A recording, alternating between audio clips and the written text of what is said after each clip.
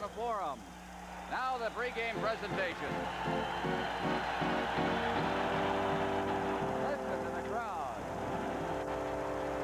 A full house here at the forum.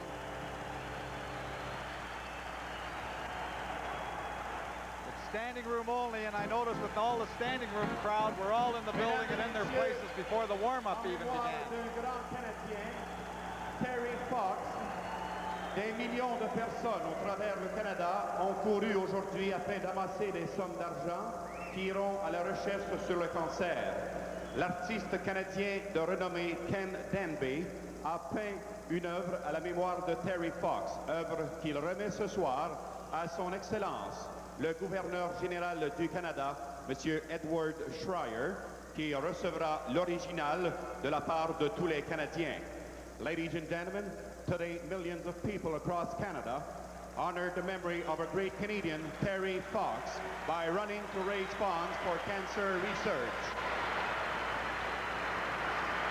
Note Canadian artist Ken Danby has painted a word of memorial tribute to Terry Fox, and tonight Mr. Danby will present the original to His Excellency, Edward Schreier, to Governor General of Canada, who will accept it on behalf of the people of Canada.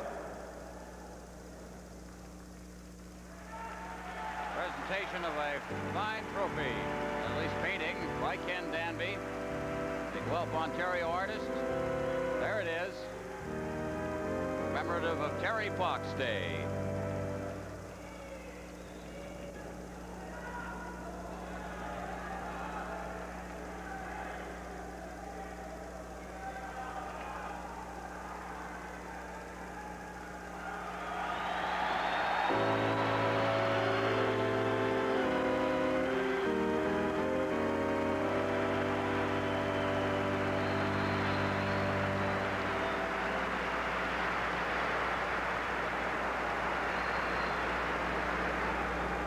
Cette journée dédiée à la mémoire de Terry Fox, j'accepte ce portrait.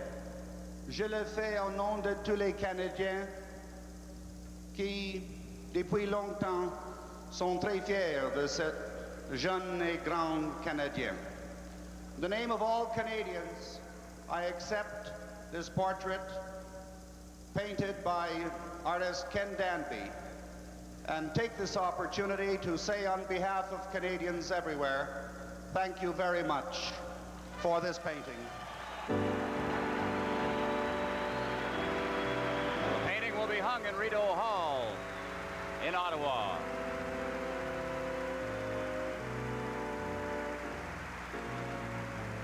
Mesdames et messieurs, pourriez-vous maintenant vous lever et garder un moment de silence à la mémoire de Terry Fox? Ladies and gentlemen, would you please stand and observe a moment of silence in memory of Terry Fox?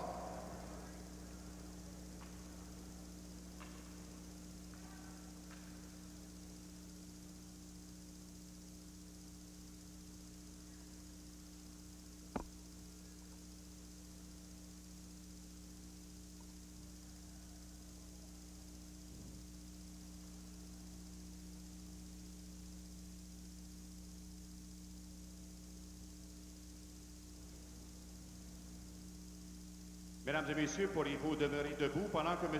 Jan Rubisch chante maintenant les hymnes nationaux de l'Union soviétique et du Canada? Would you please remain standing as Mr. Jan Rubisch sings the national anthems of the USSR and Canada? Союз нерушимый республик свободных сплотила навеки великая Русь. Да здравствует созданный волей народов единый могучий Советский Союз. Славься Отечество наше свободное, дружбы народов надежный опор.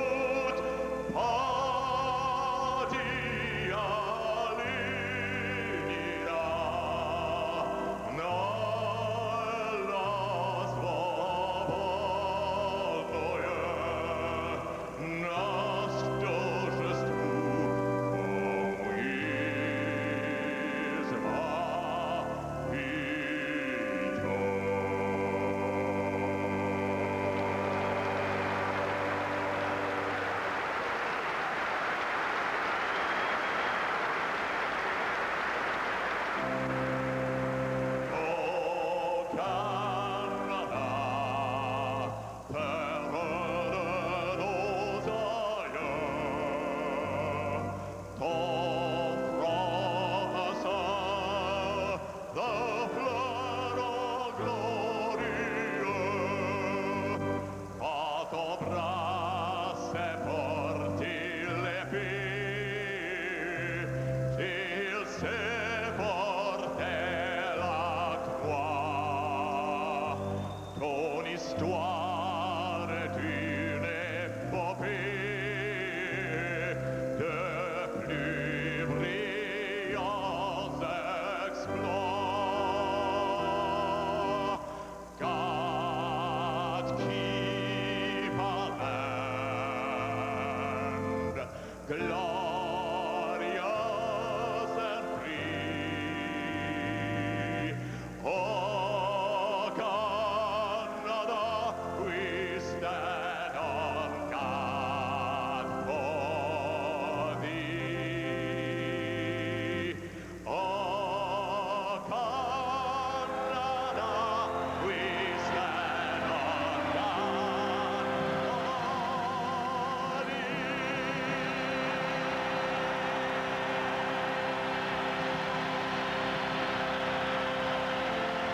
Jan Rubish with the Soviet and Canadian national anthems. We're just about set to go here. The ceremonial face-off coming up. This will be the third time that Canada has met the Soviet Union this year. Âgé de 8 ans, l'une des centaines de jeunes a participé à la course Terry Fox à Montréal, qui procédera à la mise au jeu officielle. Ladies and gentlemen, to perform the ceremonial opening face-off, please welcome 8-year-old Matthew Chiappini, one of hundreds of youngsters, to take part in the Terry Fox run here in Montreal. There you talk about your proud moments. 8-year-old Matthew Chiappini dropping the puck. The ceremonial face-off is complete. Canada Cup 81 will continue in a moment. For years, these Atlantic waters have provided the basis for Newfoundland's economy. Today, the prospect of oil holds the promise of future growth for the people. Here on the site of our existing Hotel Newfoundland, CN Hotels has broken new ground for this modern convention hotel. This project allows CN to work with local business and labor, providing vital jobs now and for the future. CN, in business for Canada. Surely you know me, I'm the one who said it could be done. I make the most of all that comes, the least of all that goes. I know the trick of growing up without my growing old. Thank you very much, milk. Beginning Monday, September 14th through to Thursday, the 17th, CTV presents an epic saga, Timeless Land. An historical tale of the first settlers to Australia, their adaptation to a new land far different from their birthplace, England. Men, women, and children who braved the elements to build a new country. Timeless Land, a very special presentation, September 14th to the 17th, here on CTV. About to introduce our starting lineups there. As you see, Scotty Bowman, who has seen the Soviets a number of times in various forms. He has a coaching record against Soviet teams of 4-2-1. There's Vladislav Tretiak. He'll be in goal for the Soviet Union. He did not play in the regular tournament game against the Canada. Moishkin did. Number 2, Vyacheslav Fetisov. Fetisov from the Central Red Army as well on defense. Et le numéro 7, number 7, Alexei Kazatonov. Kazatonov joining him, the Leningrad player who plays with the Central Red Army as well. On the forwards, le numéro 9, number 9, Vladimir Krutov. Krutov had a concussion prior to training camp, has come on and played very well for the Soviets. Le numéro 11, number 11, Igor Larionov. Lariat off the center on this young line. Very aggressive player for his size, just 5'7", 170 pounds. Number 24, Sergei Makarov. And the best scorer in the Soviet Union by far, the right winger on the line, Sergei Makarov. Canada, now for Team Canada.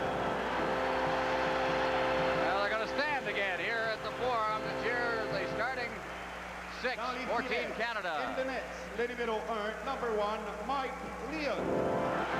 Mike Leon, his sixth start in the 7 games Team Canada has played a 2.20 goals against average in the tournament. À la défense, en défense, le numéro 5, number 5, Denis Potvin. Had an excellent game against the United States the other night in the semifinal. The top scoring defenseman for Canada. Number 19, Larry Robinson. Hard to believe, but Larry got his first Canada Cup point Friday night in his 13th game back to 1976. Le numéro 9, number 9, Clark Gillies. Well, what a line this has been, the all New York Islander line. There's the left winger, Clark Gillies. Le numéro 20, number 20, Brian Trottier. Who has more goals than anybody in the tournament, a total of 8 in 6 games. Et le numéro 22, number 22, Mike Bossy. There's the 8-goal scorer. Trottier's been setting them up. The line has a total of 26 points and 12 goals. Bossy has 8 of them. There's our referee, Doug Olsen of Sweden. He's the fellow referee at the Czechoslovakian game, the 4-4 tie out in Winnipeg. And the linesmen will be Bob Luther and Kevin Collins. The starting goaltenders, Vladislav Tretiak for the Soviet Union, who is as well known to hockey fans on this side of the Atlantic as some of the superstars in the NHL. Mike Liut for Team Canada. We're underway is from the face-off. The puck goes to Makarov. Makarov over to the far side. Fedosov moves up, beats the Makarov. He's over the line, but he was offside. The pass came out over the line. And Makarov dragged it in offside. What a player this fella is. He had a tremendous year last year. Makarov did. 42 goals and 37 assists in 45 games. It's the kind of year like Mike Bossy had last year. He's got 50 and 50. They only play a 46-game schedule in the Soviet Union. Robinson moving that puck out at center ice. Bossy, as he's checked by Fedosov, throws it into the zone. Kazadonov shoots it right back down the ice again. Puck will go right down to Liut at the goal mouth. Robinson. On top of him down there is Makarov. Robinson stops, feeds to Bossy. Bossy coming up his off wing. Bossy shooting it in. Around the boards on the far side where Fedosov has it. He takes a solid check. Here's the shot from the point by Potvin, and it's wide. In against the boards, Bossy just wrists it in there. Tretiak leaves it for Fedosov. He shoots it down the ice. Racing after it there is Krutov. Out of his net is Liut, leaving for Potvin, and then he flipped right into Krutov in the corner. A check thrown by Bossy. The puck comes up to Fedosov at the point. Over to the side of the net. Makarov trying to get set. Puck is still loose inside the zone as Kazadonov shoots it into the corner. Puck is loose in there. Shepelev goes down, trying to hold it underneath him, and finally pinning it in and holding it for Team Canada is Brian Trottier.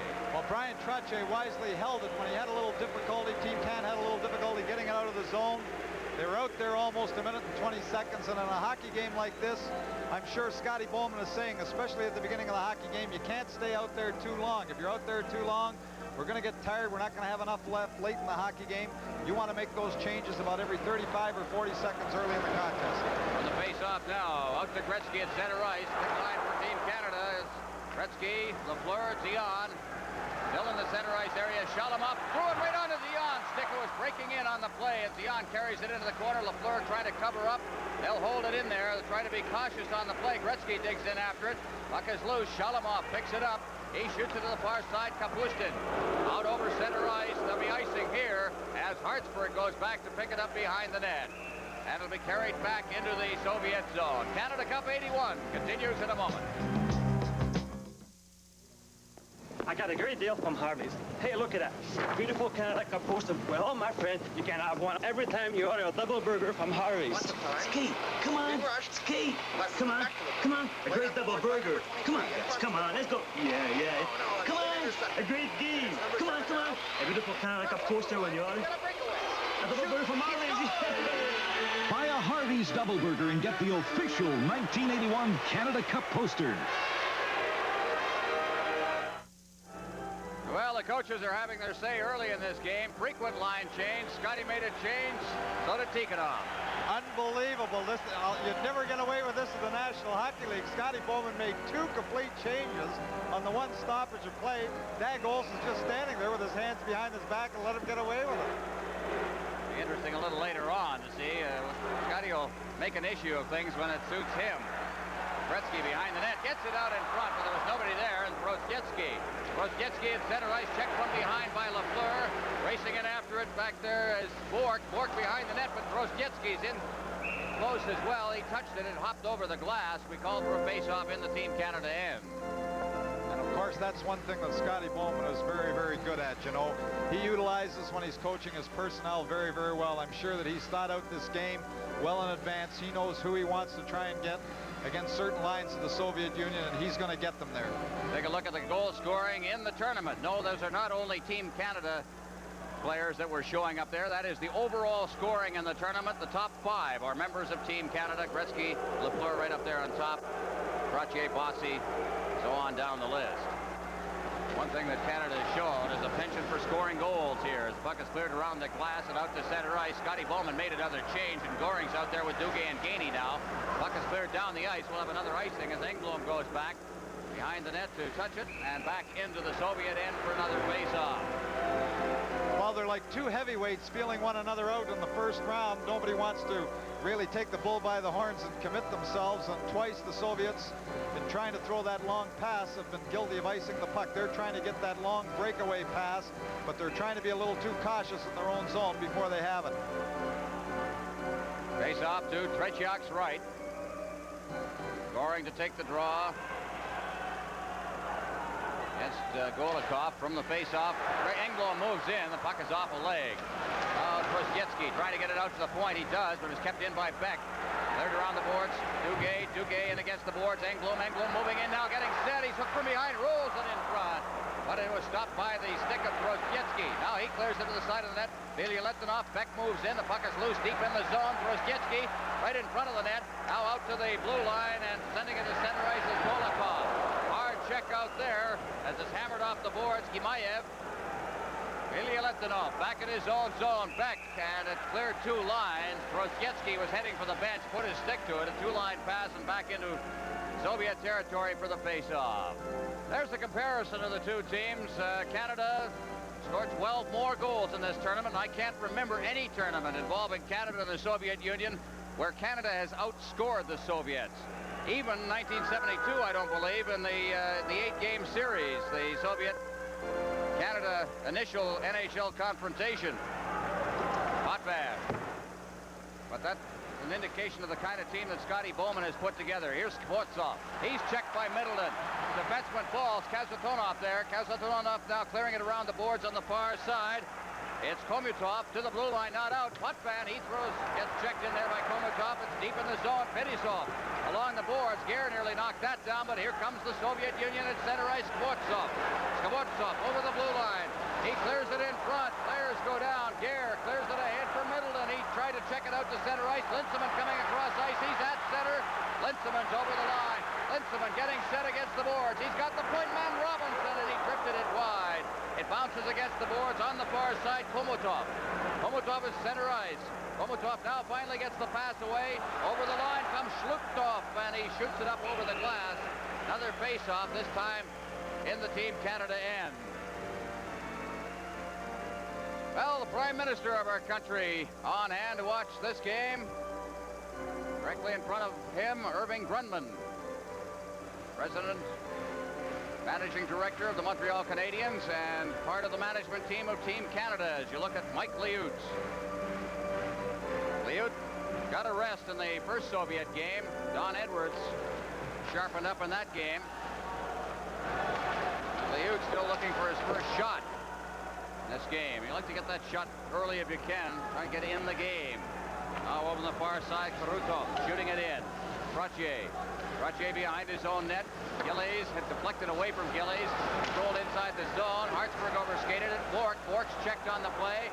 Soviets putting the pressure on Krutov deep in his own zone, in the Team Canada zone. They try to clear it out in front. Bossy can't control it. Now here comes Trottier at center ice. Trottier to Gillies. Gillies just deflected it ahead of him. Makarov now turning. Makarov, fine young player for the Soviet Union down the left side, shoots it in. Hartsburg for Canada. Around the boards on the far side, Bossy's got it, but he's checked on the play. It's chopped in front of the net. Canada trying to get loose, a little ragged inside their own zone. Makarov keeping it in, trying to clear it in front. Larionov missed it. It goes to the point, kept in there by Vasiliev. In the corner. Krutov, Larionov is in there. They'll try to pin it in, but they can't. Here's Makarov. Makarov out. And there's going to be a slashing penalty, I believe, double penalty being handed out here. So each team will play a man short. Hartsburg's one of them. Canada Cup 81 will continue in a moment. You know what? I've got a reason to switch to Bank of Montreal. I had a regular savings account, but I usually make my deposits somewhere in the middle of the month. So I couldn't earn interest in that money until the start of the next month. And then it was paid only twice a year. So I'm switching to a Bank of Montreal daily interest savings account. Earns me interest the day I make a deposit and every day after, and pays it to me every month. That's 12 times a year. You do have a reason to switch to Bank of Montreal's daily interest savings account. To the right of your screen, that's 21-year-old Vladimir Krutov, number 9 for the Soviet Union, a little fella playing in his first big international tournament. Greg Hartsburg, what a tournament he has had. Teaming up, a slashing penalty to Krutov and Hartsburg for roughing. 4 minutes, 55 seconds. And you got the time. 4:55, the face-off deep in the Team Canada zone. Team Canada getting a little ragged there just before the penalties were called. First time there'd been any pressure by the Soviets as we played, as we mentioned, 4:55 here in the period. Back out now, Billy Letzinov, checked by Lafleur. Lafleur at his own blue line, feeds it back for Robinson. Robinson cross ice past the outstretched stick of Golikov. Out at center ice, Lafleur chopping into Gretzky, but Gretzky's checked from behind. And it's back out at center ice. Out over the line now, trying to get loose. Unable to. Puck goes into the corner. Gemayev in there forechecking. Lafleur takes an odd bounce off the boards to Robinson. Robinson just tips it by. And out to center ice. Robinson gets it again to Gretzky. Gretzky with Lafleur catching up. What a move by Gretzky, but he just couldn't control the puck. It's out at center ice. Robinson, Lafleur. Lafleur in over the line. Lafleur will break in after it himself. Is going back to get it for the Soviets is Pervukin. He clears it out to center ice and Robinson. Robinson backing up towards his own line. Gretzky ahead for Lafleur. Gretzky trailing, but he couldn't touch it as again the defense tightened up considerably. Now back towards Team Canada's zone is Gemayev. He shoots it over top of the net off a stick, and it's called for a face-off. Well, we've had quite a tournament here, and for all the fans wishing to get all the statistics, the stories, the background of this game and the entire Canada Cup Series, be sure to pick up the next issue of the Hockey News. They'll have it all for you as you look at the coach, Viktor Tikhonov of the Soviet Union, 41-year-old, coached in the 1976 Canada Cup. I guess one of the reasons he moved to prominence in the Soviet Union is he's the one that developed the great Helmut Balderas, the Soviet national team. He was moved into the Central Red Army, took over that team, and then moved on to handle the national team as well. He's had a couple of rebuilding jobs to do with this team. Engblom over the line. Engblom, watch Gainey in front. Out in front, and Gainey, it's just tipped by him. Fedusov doing a great job in front of that net, getting it away from Gainey. Now at center ice, here's Shipilov over the line. Shipilov chased off the puck. It's loose at the side of the net. On that shot, Goring goes in. He throws it behind the net for Engblom. Engblom, Sadunov keeps it in. Engblom's got it again. Engblom, Beck had to go off the official and against the boards. Now it's Gainey ahead for Goring. Goring at center ice, taking his time as his mates catch up. Here's Beck moving in. He's got the good shot, and he shot it right along the ice, easily saved by Tretiak. Puck comes out to center ice, Engblom. Over to the far side, Middleton. He comes over the line, but Beck was still trapped in deep, and it's offside with 2 seconds remaining in the coincidental penalties to Canada and the Soviet Union. Canada Cup 81 will continue in a moment. Every day, more than 75,000 Canadians go to work for CN. These people are responsible for running our businesses profitably. Those profits enable CN to grow, expand, and diversify. That's good for our businesses, the country, and the Canadian people. In short, that's good business. CN, in business for Canada. From the face-off, down over the line, kicking after it, Sportsoff, but he's checked there by Middleton.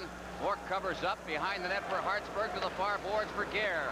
Gare cutting across, trying to pick up that loose puck is Bork. Bork circling ahead for Linseman. Linseman can't get loose, but Bork is right there trailing on the play. Bork at center ice, number 8. He flips it in at the side of the net. Tretiak. Linseman in deep. Puck is cleared down the ice past Bork. There'll be icing here. Hartsburg back to touch it. Soviet Union has been doing all of the icing in this game so far.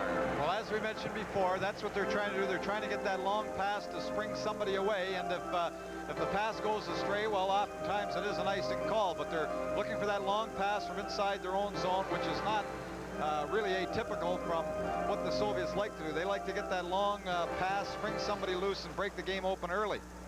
Big Shalutov taking the face-off against Linseman from the face-off. Gare fanned on it. Here's Hartsburg. His shot rolls right in front. Middleton gets it to the goal mouth. Gare pokes away at it. Still loose. Finally covering up is Babinov. He'll hold it for the face-off. Tretiak lying down on the ice there, desperately trying to get back into position, but Canada just couldn't lift it up over the bodies. He just didn't seem to be able to get control of the rebound. It was underneath his stick, and he couldn't bring it into his body. He reaches back with a stick, and he can't seem to get it as Gare comes along, and the puck is still loose, trying to get it underneath him. Tretiak didn't have a hold of that puck until late. There you see him, Vladislav Tretiak, playing a lot better. The feeling is that maybe his career took a turn back for the better after he suffered an ankle injury last year. Out at center ice now. Makarov is over the line. He is ridden out of the play by Potvin at center ice. Gillies shooting it in. Bossy catching up on the right side of the play as Pervukin shoots it off the boards and out to center ice, and Trotier's got it. Trotier against the boards. Players go down. Trotier through the legs of Bossy. And Gillies finally comes up with it to Bossy, and Bossy had trouble stick handling with it, and Makarov sends it straight ahead for Krutov. Krutov unable to get loose. Now at center ice, Gillies to Potvin. Potvin leading the rush. Backhanded the pass over to Trottier. Winds up the shot right on. Gloved by Tretiak. Leaves it at the side of the net. Here's Gillies trying to poke it out in front, and Tretiak, under pressure, covers up and holds for the faceoff. Tretiak certainly has been under more pressure than Mike Liut, another great goaltender who has played a lot of hockey in this building, played internationally. Ken Dryden, an interesting spectator here tonight. It's going to be a goaltender coach for the Montreal Canadiens next year, making his home again in Toronto. Shots right now, 5-0 Canada, but it really doesn't seem to be a 5-0 period. A very cautious first 8 minutes and 23 seconds of play. Puck in the corner, Zion, no score in the game. Zion, Gretzky out in front. LaFleur was there and then hopped over the stick of Fetisov. LaFleur keeping it in. Now all alone, Zion shoots and a skate save by Tretiak. Zion backhanding it into the corner. Gretzky out in front. LaFleur to Zion, and it went off his stick. Rozjetsky to the blue line. Gemayev can't get loose. Out at center ice, Golikov, and he put it right on Engblom's stick. Over to the far side, Gemayev shooting it in. Zion comes back for it and shoots it out to center ice. Gretzky's ridden out of the play by Kazatonov. Golikov shooting it in off the stick of Engblom. LaFleur's back. LaFleur chopping it along the boards. That's a giveaway as Fetisov rolled it in front of the net. Zion off the boards at center ice. Kazatonov, but he put it right on the stick of Engblom. Engblom hits the line, but he can't get it over for Gretzky. Zion turning. LaFleur off his skate. Racing it after. Kazatonov and LaFleur. LaFleur wins the battle. LaFleur in front behind Gainey, but it went off a skate, and Gainey's got it in the corner and behind the net for Gretzky out in front. And LaFleur had skated right by the play. At center ice. Shalimov down over the line. Shalimov still with that, gets it into the slot. But Gainey was back there to make the check. Now behind the net, Goring. Goring for Lafleur, who's still out there on a long shift. Lafleur is upended, but here's Gainey at center ice. Goring's breaking for the net, and Gainey didn't see him. Shalimov dropping it back. Shepelev at center ice. Inaev. He stopped on the play. The puck is cleared in, and Bork has got it. Duguay on the far side. Duguay ahead for Goring. Goring chips it out to center ice. Vasilyev's back there. Clears it to an open wing. Moving up on the play is Babanov. Good check. Shalimov at center ice, number 23 to the far side. Shepelev hits the line. And it's rolled deep in Team Canada territory. Hartsburg along for Duguay. Goring trying to catch up to it. Is kept inside the zone. Finally checked out to center ice by Bork. Babanov. Babanov ahead. Kapustin takes the hit from Bork. Moving up is Hartsburg. Hartsburg, as it's flipped up into the Team Canada bench, it's called for a face-off. No score in the hockey game. Canada Cup 81 will continue in a moment. Buying a lottery ticket? Uh-huh. How about a Super Lotto? You mean this one? Super Lotto's the only lottery that can make you a millionaire now. With 3 big chances at a tax-free million. What's going on? A new scratch and win that can make you $10,000 richer instantly. How'd you do that? And a Super Sunday draw at the end of each month. Hey, buddy. Yeah? I'm sold. Good. Can you teach me how to do that? The only lottery that can make you a millionaire now. We were mentioning the fact that the Soviet Union has outscored Canada in tournaments and so on, but interesting thing here, the Soviet Union has outshot Canada in the 13 games they played between Team Canada, NHL, and the Soviet Union, 638 to 621, yet they haven't had a shot in this game yet. 6-0 Canada. Robinson. That doesn't mean that shots on goal are important. As a matter of fact, Scotty Bowman will always argue that point with you. When it comes to playing international games, the shots are the least important statistic. Although it does take a shot, of course, to score a goal. Potvin straight up ice, and Vilya lets it off at the blue line, reaching for it, but it's deflected out to center ice. Pervukin then shoots it back in. Potvin throws a check in there. Robinson circling away from the checking. Now clears it up ice for Middleton. He chips it right by Middleton's racing after it, but Pervukin is there, and Tretiak is out of the net. Falling on the play as Linsman is back out at center ice. Robinson beating it ahead. Gare chasing it down on the far side. It hops up into the Team Canada bench and called for a face-off. Well, the Soviet strategy seems a little surprising. You know, when the puck goes deep inside the Team Canada zone, perhaps it's been that in some of the other games, Team Canada's defensemen have gambled a little bit. They seem to be content to have one of their forwards very high. He's playing between the defensemen. It's 2 men deep, but that one guy in the middle, and they're looking for the turnover. They haven't had one yet to get the opportunity, but they're looking for the turnover deep in the zone. They seem to be patient, trying to think that it's going to come eventually to them, but so far, their forecheckers haven't been able to create that turnover, so they've had the opportunity, but they seem very patient inside the Team Canada zone without even a shot at this point in the game. Face off outside the blue line. Trottier, Gillies, Bossy for Team Canada. Facing the Soviets with Makarov out there. It's out to the blue line. Makarov trying to control it. Gets Hartsburg. Hartsburg on the backhand. Glove by Tretiak. Out the side of the net. Spun around on the play as Kazatonov. He shoots it out to center ice. There's that long lead pass. Krutov can't knock it down. Krutov's got it again. Number 9 for the Soviet Union, but it's chopped out to center ice. Team Canada's defense playing very well. Trottier trying to poke it free at the blue line. Fetisov is there, number 2 for the Soviets. Out at center ice. Krutov went down. And backing into his zone. Hartsburg, the Bork to Hartsburg. Hartsburg beating it ahead. Gillies. Bossy, Trottier shoots him off the boards, and did Fetisov have him lined up, and Trottier stepped aside. Starting out, Kazatonov. Drop pass at center ice, Krutov. Krutov down over the line, setting and shooting, and it's steered into the corner. Makarov is there. Makarov set it now, trying to get on his backhand, now to his forehand, working to the side of the net. He can skate. He's a tremendous skater. Puck is stopped at the blue line and held, and we're going to have a penalty. Krutov interfered with Wayne Gretzky when he was trying to get through to get back to Makarov, and he's going off for the second time in the hockey game. It's an interference call. Canada Cup 81 will continue in a moment. Budweiser salutes the people who keep Canada on the move. Our best for you. There's no one else who does it quite the way you do. For all you do, this Bud's for you. Yeah, this Bud's for you if you like your beer with a clean, crisp taste. The Beechwood Aged Budweiser taste and smoothness you'll find in no other beer. Now brewed in Ontario. For all you do, this Bud's for you. Our penalty, number 9, Vladimir Krutov, 2 minutes for interference at 12 minutes, 31 seconds. Team Canada power play, they have had 23 advantages.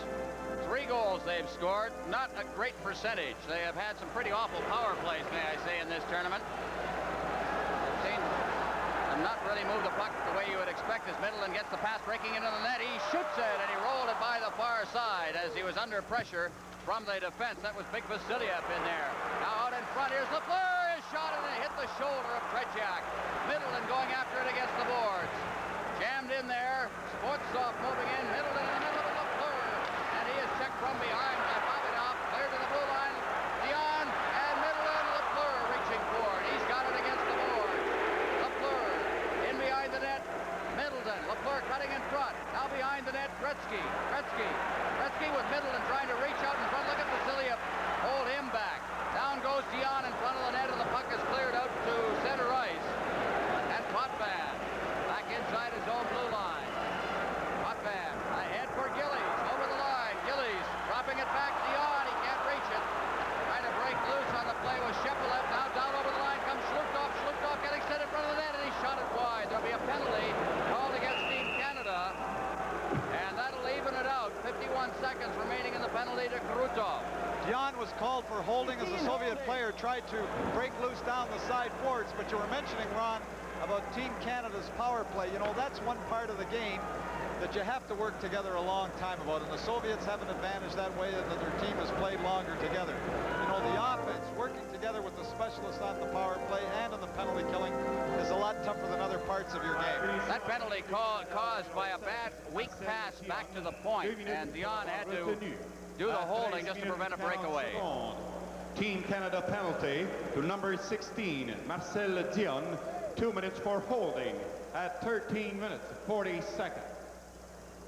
So for 51 seconds, they'll play even strength. The power play advantage, barring further penalties, will be 1 minute 9 seconds. As from the face-off now, they're at even strength as Bossy gets into the blue line.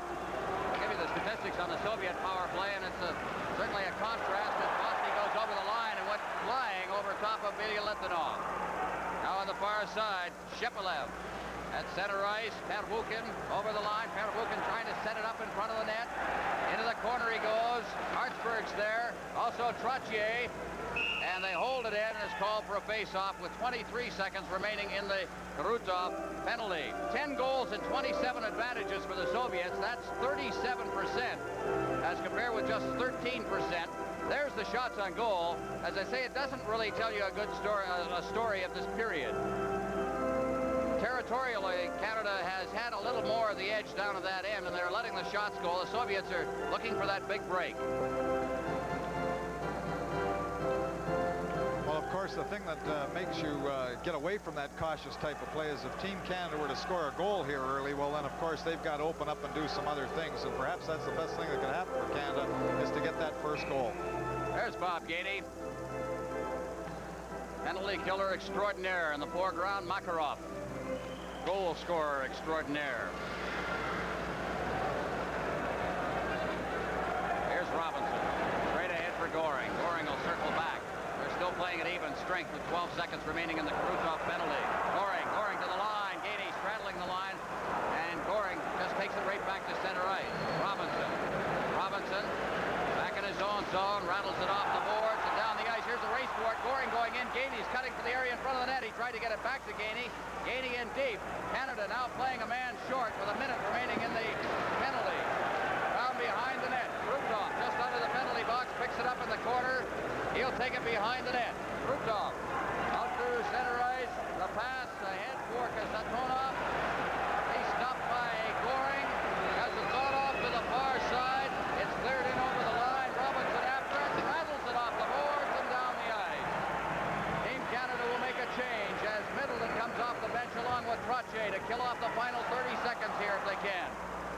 at center ice. Trozgetsky moving it over for Golikov. He's over the line. Fetisov going in. He's checked by Potvin. There's going to be a penalty to Denny Potvin for hooking. And Potvin not pleased with that one. Canada Cup 81 will continue in a moment. You've heard the saying, you are what you eat? Today, many of us believe that, so we choose our food carefully. When it comes to margarine, we choose Fleischmann's, because Fleischmann's new margarine, Fleischmann's sweet unsalted, and Fleischmann's famous corn oil are made for people who care about what they eat. And no matter which one's for you, you can count on that famous Fleischmann's taste. Fleischmann's corn oil, sweet unsalted, or new Fleischmann's containing mostly sunflower oil, because after all, you are what you eat. Hooking at 15 minutes, 21 seconds. Potvin for hooking, 15-21. Team Canada was scored upon. The final goal the Soviets scored in the 7-3 game Canada won the other night was on a two-man advantage. 19 seconds left in the Zion penalty. Potvin in the penalty box. Well, he said that Team Canada's power play has not been good. Team Canada's penalty killing has been extraordinary. Out to the point now, Kazatonov. Kazatonov over for Fetisov. Kazatonov, he partially fanned on it. It goes behind the net. Trozgetsky. Back out again to Fetisov. Fetisov, Kazatonov, Fetisov again. He gets set, rolls it into Trozgetsky. The shot, and it's blocked at the defense as Bork was right there. Now behind the net. Out to Kazatonov again. The shot right on the rebound. Save! What a save by Liut. And out of the penalty box and shooting it down the ice is Marcel Zion. 1:30 left in the power play advantage for the Soviets. Wow, what a save by Liut. Here they come again. Kazatonov at center ice. The pass is behind Fetisov. He gets it, shoots it in. Liut there.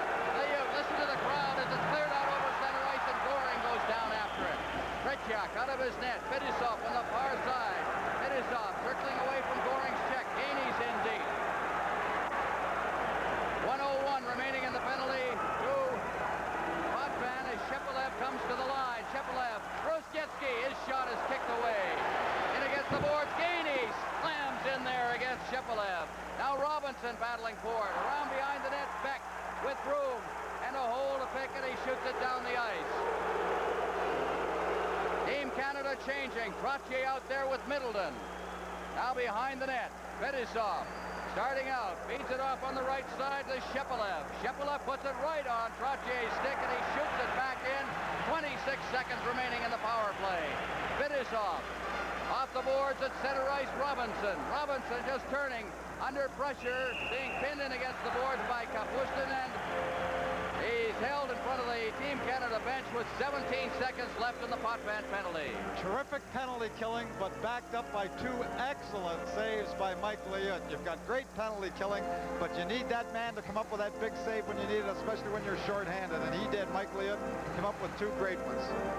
Well, Scotty Bowman likes to run two-part penalty killing efforts, and you've seen the pattern he's used. Goring and Gainey out there to start, and then Middleton and Trottier to finish it up. Here's Middleton against the boards. Schwarzkopf hauls Middleton down, a holding penalty, and Canada will get a power play advantage in 10 seconds. Well, I think the crowd helped a little bit on that one. I think that they went after Mr. Olsen there, and I think when everybody yelled and screamed, he jumped a little bit after two consecutive penalties to Team Canada. All right, we may get a replay on this, and we may see Olsen with his back to the play because he was turned away from it. There's Schwarzkopf, and Schwarzkopf, 17-11, but Olsen was up on the boards and it turned away as the two players came together right at his feet. In any case, 2 minutes pour avoir retenu à 17 minutes 11 holding will be the call. USSR penalty, number 26, Alexander Schwarzkopf, 2 minutes for holding at 17 minutes, 11 seconds. Gretzky out there, Hartsburg, Lafleur, Bork. Lafleur from the faceoff, back to Bork. We'll have the manpower advantage in 4 seconds now as Bork backs into his own zone, feeds it ahead, past Hartsburg at center ice. Gretzky overskated it. Hartsburg moves up, slooped off. And now Canada has a power play as Potvin comes on. No score in the hockey game, Lafleur. Potvin over for Bork, ahead for Potvin. Potvin coming to center ice. and he seemed to stumble on a crack in the ice or something, and he lost possession of the puck, and out at center ice, big Schlutoff. He hits the line. He's stopped by Bork. Lafleur at center ice with Dion and Gretzky. It's off. Gretzky's stick goes right to Tretiak. Vasilyev's there, clears it behind the net. Babanov clearing it out to center ice. Bork clearing it rink wide. Dion trying to get control of that puck now. Dion circling back. Here he comes. Dion coming to the line. Dion, two good moves. Dion still with it. Finally, he's hooked from behind. Just enough to lose possession of it. Makarov doing a good job, number 24 for the Soviets. Bork, he's got room. And Bork made that final move on Babanov, and Babanov didn't go for it. Now Bork again. Bork, Gretzky, his shot. Dion, Lafleur, he whacked at it. And Babanov cleared it off out of harm's way. Now Lafleur, watch out in front as moving in with Dion. Now they get it in front, and it's cleared down the ice by Makarov. Team Canada makes the change as Potvin goes back. Potvin working with Robinson. The Trottier line is out there. Ahead for Trottier. Gillies and Bossy with him. Trottier over the line, heading for the corner, under pressure from Belya-Litvinov. Into the corner it goes. Here's Bossy. Bossy looking for the man in front. Bossy out in front. It went by everybody. Potvin bouncing it in. Here's Bossy, his shot, and it's bluffed by Tretiak, and he holds on with 53 seconds remaining in the period. And now, with a preview of our first intermission show, here's Bernie Pascal. Thanks, Brian, and it's been an action-packed first period here at the Montreal Forum. Coming up in our first intermission, Alan Eagleson and Johnny Esau, a special presentation. We'll also have an interview with Butch Goring of Team Canada, an update on Terry Fox Day, and Eddie Westfall will be along with his highlights. So now back to the final seconds of this opening period. Ron and Tom. Well, it's been a goalless first period. 53 seconds left, 4 seconds remaining in the power play advantage. Sportsov still off for holding. Here's the shot by Robinson. It's blocked, and Robinson gets it again. Robinson circling, gives to Hartsburg. He shoots, and it's wide of the net. Now Gainey lets it go by him. It's coming out of the penalty box with Sportsov. It goes into the corner. It's cleared down the ice. Robinson will go back for it. And as he touches it, Bob Luther, the linesman, calls it for icing, and it'll be back down into the Soviet zone. Icing, by the way, an interesting statistic in the period. Soviet Union has iced the puck 4 times. Canada has not yet iced the puck, which would seem to indicate that Canada's had a little better control of the period. Maybe that's what Victor was talking to his Chargers about. Maybe he's not too happy with some of those long passes. Another interesting statistic is the offside statistic, and there have only been 2 called in the period. From the face-off now, Fetisov behind the net, clearing it straight up ice. They look for that long lead pass. Makarov was up there, but it went by him, and icing will be called again. Number 5 in the period. 23 seconds left, and we'll have a face-off to the left of the Soviet goal. There's Denny Potvin. Had a great tournament.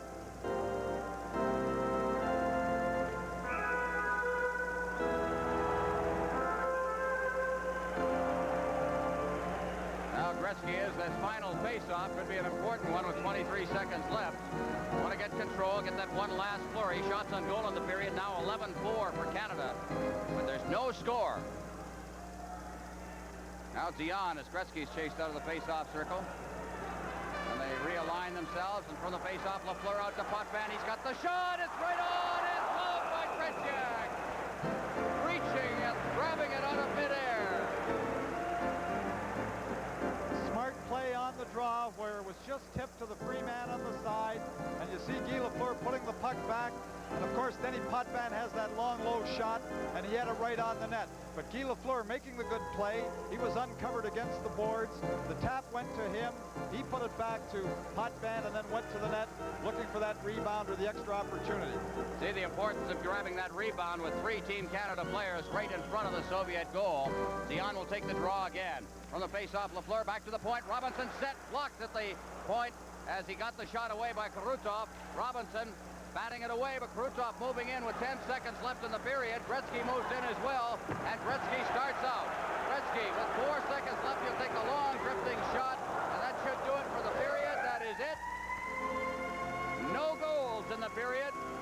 the Soviet Union have played to a 0-0 tie through 20 minutes of this game. The shots on goal in the first period, Canada 12, the Soviet Union 4. Canada Cup 81 will be with us in a moment, but first let's go down to Bernie Pascal. Right, Ron, and there's no denying the fact it's an action-packed first period. The Soviets and Team Canada.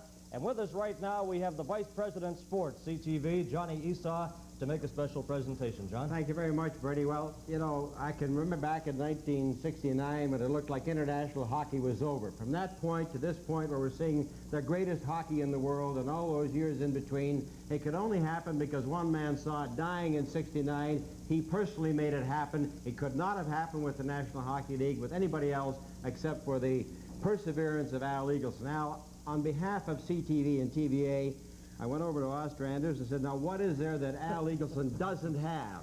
And they said, well, they gave this beautiful bull of a clock, and I guess this is liable to keep you awake in the middle of the night if it rings at the wrong time, but that'll remind you of all those great moments that we sports fans across Canada have had watching the best hockey in the world, and we simply want to say thank you for doing it for the fans and for CTV and TVA.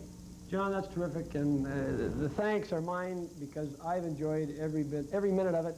The ones who really deserve the thanks are the players who are giving everything they've got for their country tonight. They're doing it in honor of Terry Fox. They're doing it in honor of Canada, and we're happy that everybody's with us. Thank you very much. Thank you, Al. Thank you very much, Al and Johnny Esau. And at the end of the first period, the score is Team Canada 0, the Soviets 0.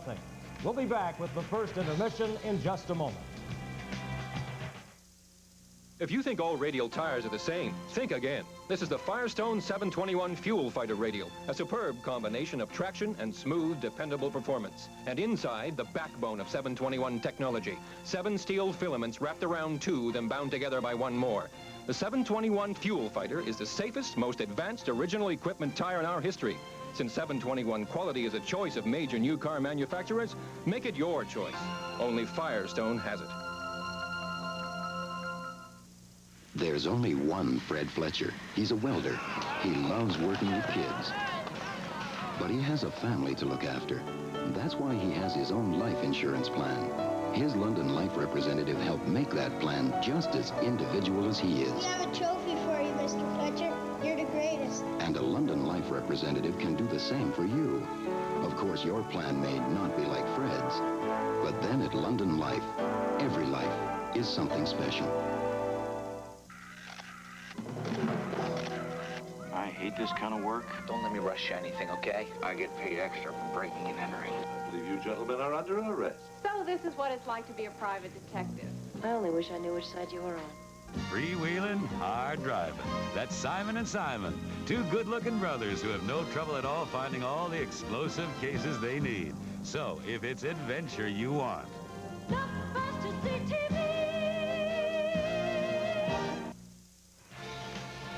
Welcome back to the Montreal Forum, and that's the statistic after 20 minutes of play, a scoreless tie between the Soviets and Team Canada in an action-packed first 20 minutes. And with us, we have Butch Goring of Team Canada, a member of the Stanley Cup champion New York Islanders. And I guess to say it was action-packed, looking at the perspiration and the effort that Team Canada's put out, I'm sure you'd echo that comment. Well, it's full of action, that's for sure, Bernie. As you can see, the Soviets have come to play tonight. I think they're remembering the is it 8-3 slashing we gave them a couple nights ago. You had some great opportunities, Butch. I know that one play, you saw Barry Beck breaking on the left, and that was one of several great scoring chances Team Canada had. Yes, I think we had the better chances in the first period, that's for sure. I think we outshot them 12-4, and we couldn't get any by him. Trechak's playing a heck of a game for him, but it's still 40 minutes yet, and I'm sure we're going to get a couple by. Butch, it seemed to be, in the early going at least, the Soviets were called for icing several times. They're trying that lead pass, and Team Canada's nullifying at almost every opportunity by covering the forwards in the center ice area. Yes, well, they like to direct all their attack through the middle, and we've tried to plug it up as much as possible and slow them down. And the Soviets are kind of notorious in the first period for kind of making sure they don't make too many mistakes, and I'm sure they gave up a lot more chances than they really wanted to. But you know, they're just like any other team. If you don't give them any time, then they're just an ordinary hockey team. Butch, I talked to you this morning at practice, and you said, well, I really haven't caught up in the emotion of tonight's game because it was several hours away, but when you hear that applause from the crowd here in the Forum, it has to be inspiring. Yes, that was tremendous when we first came on the ice. It really gave you a lift, and if you had any second thoughts about being here, those are certainly all gone after listening to those people from Montreal.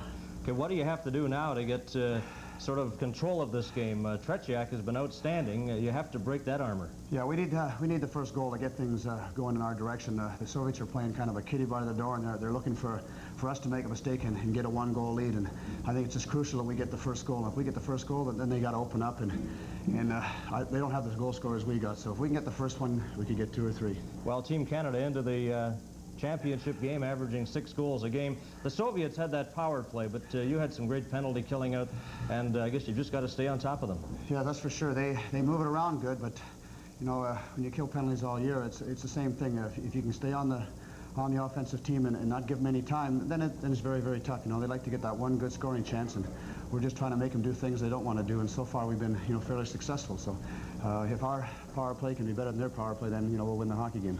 Well, Butch, I know all of Canada's sitting back, and there's special interest for you back in Manitoba. A lot of people there supporting you and Team Canada, I'm sure.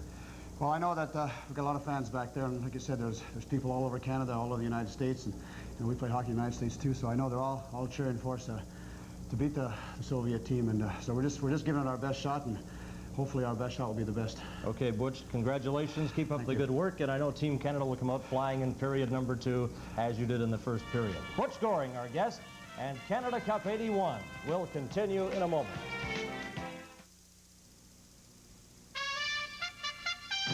This is the tough San Andreas Fault area. The truck, the new 1981 Toyota 4x4. And although the fault's tough, the truck proved tougher. Tougher because it has the biggest engine you can buy in a small 4-wheel drive. So if you get stuck with something less, it's no one's fault but your own. Tough truck! I'd like to set the record straight on molded skates. A micro-molded skate such as this MX gives better fit, protection, and support than you'll ever get from a stitched skate. What's more, microns are light, flexible, and comfortable. So you coaches out there saying kids can't develop skills on molded skates should maybe think again. I'm so sure Micron's the best, even for children just starting out, that my name goes on this skate, and the skate goes on Stanley, my son. Call me if you'd like to know more after the series is over. I'm Dave Thomas, and I started Wendy's with one restaurant and a philosophy. Never use frozen hamburgers. Use fresh ground beef. Then I figured, why would anyone go anyplace else? Once you've tasted Wendy's hamburgers made from fresh ground beef, and you know it tastes great. Just kidding. Why go anyplace else? Beats the heck out of me, Dave. Wendy's big 99-cent burger deal. Wendy's delicious quarter-pound hamburger, just 99 cents. Ain't no reason to go anyplace else. At the Forum in Montreal, a capacity crowd, and we hope you along the CTV network are enjoying this exciting game tonight between the Soviets and Team Canada, scoreless after the first period. Now let's join Lloyd Robertson in Toronto and a Terry Fox Day update. Lloyd? 1 year ago this month, Terry Fox ran his last kilometer for cancer. The athlete of the year in 1980, the young man who inspired a nation with the example of his own mission. April of 1980, Terry dipped his artificial leg in the Atlantic Ocean off Newfoundland, and the Odyssey was underway. Through the eastern provinces, interest was building. But by the time he got to Montreal and then Ontario, Terry Fox was on his way to becoming a Canadian legend. Then, last September, the shock. Terry had to interrupt his mission. Cancer had struck again. All I can say is if there's any way I can get out there again and finish it, I will. Well, Terry, as we all know, never returned to the road again, but today, thousands of Canadians, inspired by his quiet courage, continued his marathon of hope. Not only in Canada. Canadians ran for Terry today in West Germany, China, Japan, Israel, Bermuda, and here in England, in London's Regent Park. They ran in Newfoundland, where Terry began his journey. They ran, they walked, they even wheelchaired in over 700 communities across Canada, hoping to raise millions of dollars for cancer research through pledges and $5 entry fees. Hundreds of thousands of Canadians took up Terry's cause today, including several thousand in Halifax, where the weather cleared up just in time. I know Terry Fox, and I am like that. Well, I think I should, and lots of people should. Terry Fox did. And as you can see, the weather was kind to Terry supporters in Quebec City, too, where just one of the country's 700 10-kilometer events took place. The largest event, nearly 7,000 participants, was in Ottawa. The right day to dedicate an elementary school in Terry's name. These words from Fitness Minister Gerald Regan. We are today honoring a very genuine Canadian hero, and we are supporting his cause by the action that we take. Terry Fox first captured national attention in Toronto. His inspiration was very evident there today, and so were his admirers. I'm a great fan of Terry's. I don't think you ever see another man like that in Canada. More good weather in Winnipeg. The sun smiled down on the city's annual Women's Marathon, dedicated this year in pledges to the memory of Terry Fox. And in British Columbia, the home province of Terry Fox, they went all out for their native son, running as many kilometers as they could, any way they could do it. It was the least they could do for the young man who did so much for cancer research and for Canada. And the estimates so far, the number of runners, over 133,000 turned out for Terry today, and the pledges up to this time, over $1,070,000. We'll be back during the second intermission of the hockey game, and we'll be talking to Terry's mother and father. The second period of the Canada Cup final will begin after these messages. Small copiers, small prices. Small copiers, small prices. Small copiers, small prices. This way, brothers. Small copiers, small prices. Small copiers, small prices. Small copiers, small prices. Big copiers? Small prices. Small copiers, small prices. When a visiting delegation asked Brother Dominic to match their very fussy requirements to their particularly small means, he simply introduced them to one of the fussy and stingy copiers from Xerox. And because Xerox has more small copiers than anyone else, they found one that was just the right size, just the right quality, and also solved the problem of their particularly small purse. And the price, Brother Dominic? It's a miracle.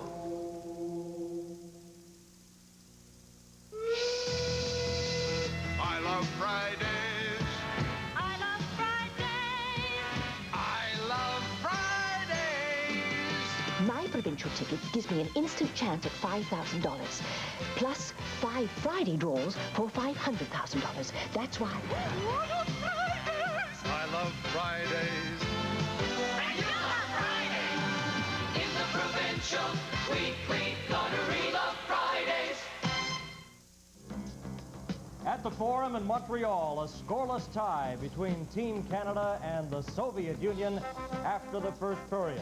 And an action-packed period it was, and with us we have former NHL veteran, a veteran of 18 years in the NHL, Eddie Westfall. And Eddie, I think it's appropriate to say it's really the type of hockey we expected from the Canada team and the Soviets. Everywhere you went today, Bernie, people talked about the game tonight. Canada, the Soviet Union. It's exactly what everybody thought it was going to be. It's action, end-to-end action, and it has everything. It has skating, shooting, passing, and good heavy hitting. They're keeping the sticks and elbows down. It's going to get a little chippy, I think, sometimes, but I think the players are going to have to control themselves because they can't give up too many foolish penalties and stay successful.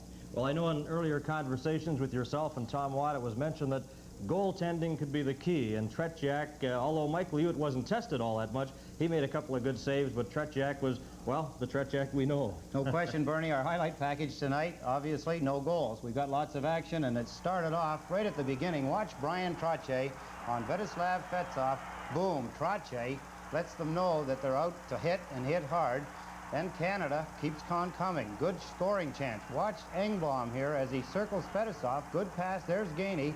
Just tipped wide. Tretiak, of course, in good position. Right from the face-off here, Kenny Linsman back to Hartsburg. Here's a shot. Good chance at the net by Middleton. And broken up, held off. Canadians pressing. They did outshoot them by quite a bit. Here, Marcel Dion, another good opportunity. Look at Tretiak. Look at the concentration and the balance. And here the Soviets, right back, right after Brian Trottier. That was Luktov trying to take Trottier's head off. He saw him at the last minute. This was on a power play attempt as the Russians, number 7 from the point, Kasatonov from Gamayev, Save by Layut. He didn't have a lot of business, but you can see he actually made 2 saves on the same play. And then Trachak at the other end of the ice. This is how the play went, back and forth. That's Dennis Potvin. His pass to Bossy. Bossy gets it away quick, but just as quick with his glove hand is Trachak making the save. That was a power play attempt right at the end of the period. Look at this shot by Dennis Potvin. He usually scores in the NHL on shots like that. Not so. Trachak again. Eddie, what would be the feeling now, Team Canada, knowing that they outplayed the Soviets in the first period, but they're still looking for their first goal? It must be a bit of a downer. It is in a way, but then you have to look at it from the other side, Bernie, and you have to say that because they did get the shots they got, because they played the way they played, there's only one obstacle they have to overcome right now, and that's the goaltender, Trachak. If they keep getting the opportunities, they'll get won by him. Well, we're all looking forward to the upcoming period, period number 2, and our thanks to Eddie Westfall. We'll be back with Ron and Tom, and the play-by-play of the second period. Canada Cup 81 will return in a moment. To run a successful business enterprise requires good management, a good product, good service. Big or small, the principles apply. It's the same for a business the size of CN. We are a sound, profit-oriented group of companies competing in the marketplace by providing indispensable goods and services to the nation.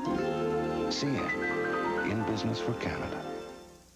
Prestone 2 will show you what happens inside your radiator if your antifreeze is weak and neglected. Look, after only 9,000 miles, rust, corrosion, continued neglect can clog passages, causing costly damage. But look at this radiator. After 9,000 miles of Prestone 2, total protection, a real difference. Prestone 2's patented silicone silicate formula bonds to all metals, including aluminum, to lock out corrosion. Tested, proven protection. Get Prestone 2, the corrosion fighter. Team Canada filing out of the dressing room area here at the Forum on the west side, and there's Ken Linseman as you take a look at the statistics in that first period of a goalless 20 minutes. Canada out shooting the Soviet Union 12-4. The penalties even, 3 apiece.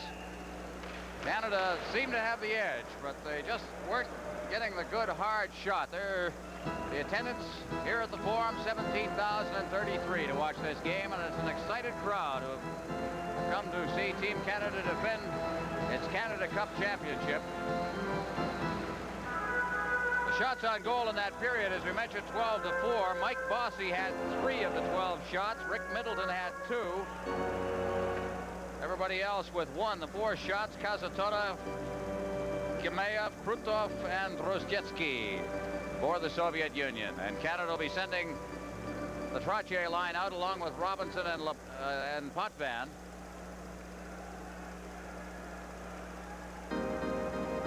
There's Vladislav Tretiak. We started to mention that broken ankle he suffered at the beginning of 1980 may have been a blessing in disguise, because the feeling was they were overusing Tretiak and he was getting stale. Now he seems to be sharing his goaltending with Chinnik, the second goaltender in the Soviet Central Red Army. And he's a lot fresher for these tournaments. Face-off, and back to Potvin in his own zone. Potvin around behind the net. Both teams playing at full strength as Potvin slides in to the boards under the checking of Krutov, and a face-off. Well, the Soviets going in deep. Krutov going in to do the forechecking. The other winger is taking the man against the boards, and the center is playing high. Again, they've started the cautious type of forechecking, looking for Team Canada to give up the puck deep inside their own zone. Set for the face-off. Trottier against Larionov. On the face-off, Robinson. Robinson straight up ice. Bossy, great pass, and Bossy's through the defense. Around Fetisov now trying to get set. And Fetisov did a good job as he stayed right with him. Now Bossy to Trottier. Trottier trying to get it to Gillies. Intercepted by Fetisov, but he can't get it out as Potvin rattles it off the boards. Fetisov behind the net. Back there is Kazatonov to the far side. And out at center ice now, the Soviets. Krutov trying to get that pass. Now Makarov over the line. Great stick handler as he goes into the corner after it. Trottier on top of him. Potvin. Potvin being checked. Loose at the side of the net. And flipped into the corner. Gillies behind the net for Robinson. Robinson off the boards for Gillies. And center ice, tracking it down as Kazatonov. Kazatonov with a long shot that would have missed the net. Liut leaves it for Robinson. Robinson ahead. For Gare. Dion at center ice and down over the line. He shoots it, and it's gloved by Tretiak, and he holds on. Well, a nice tricky little move there by Marcel Dion. He looked like he was going to pass it, then pulled it in, fooled the defender for the Soviet Union, and then ripped the shot that Tretiak was able to stop. It was a little high. Just looks as if he's going to pass, cuts across off the line. We don't see the little deke, rips the shot. Tretiak is able to glove it. Marcel Dion facing off against Shepelev from the face-off. Soviets control, and it's cleared right onto the stick of Gretzky. Out to center ice, and Shepelev, number 21, to the line. Bork on top of him, playing the man as Lafleur goes into the corner. Kapustin on top of Shepelev, moving in as well as the puck is poked away, and Gretzky feathers a pass out for Hartsburg at center ice. He shoots it into the corner on this side. Dion breaking in. Babanov picks it off, clears it to the line and out to center ice, and Hartsburg is there. Hartsburg waiting for Dion to get onside. Dion picks it up as it stayed outside the line. Bork, Lafleur over for Hartsburg. Hartsburg trying to get it to Gretzky, breaking down the right side. Lafleur kicks it in over the line. The shot, and it went right behind Tretiak and out the other side. Now here's Gretzky. Gretzky to Dion.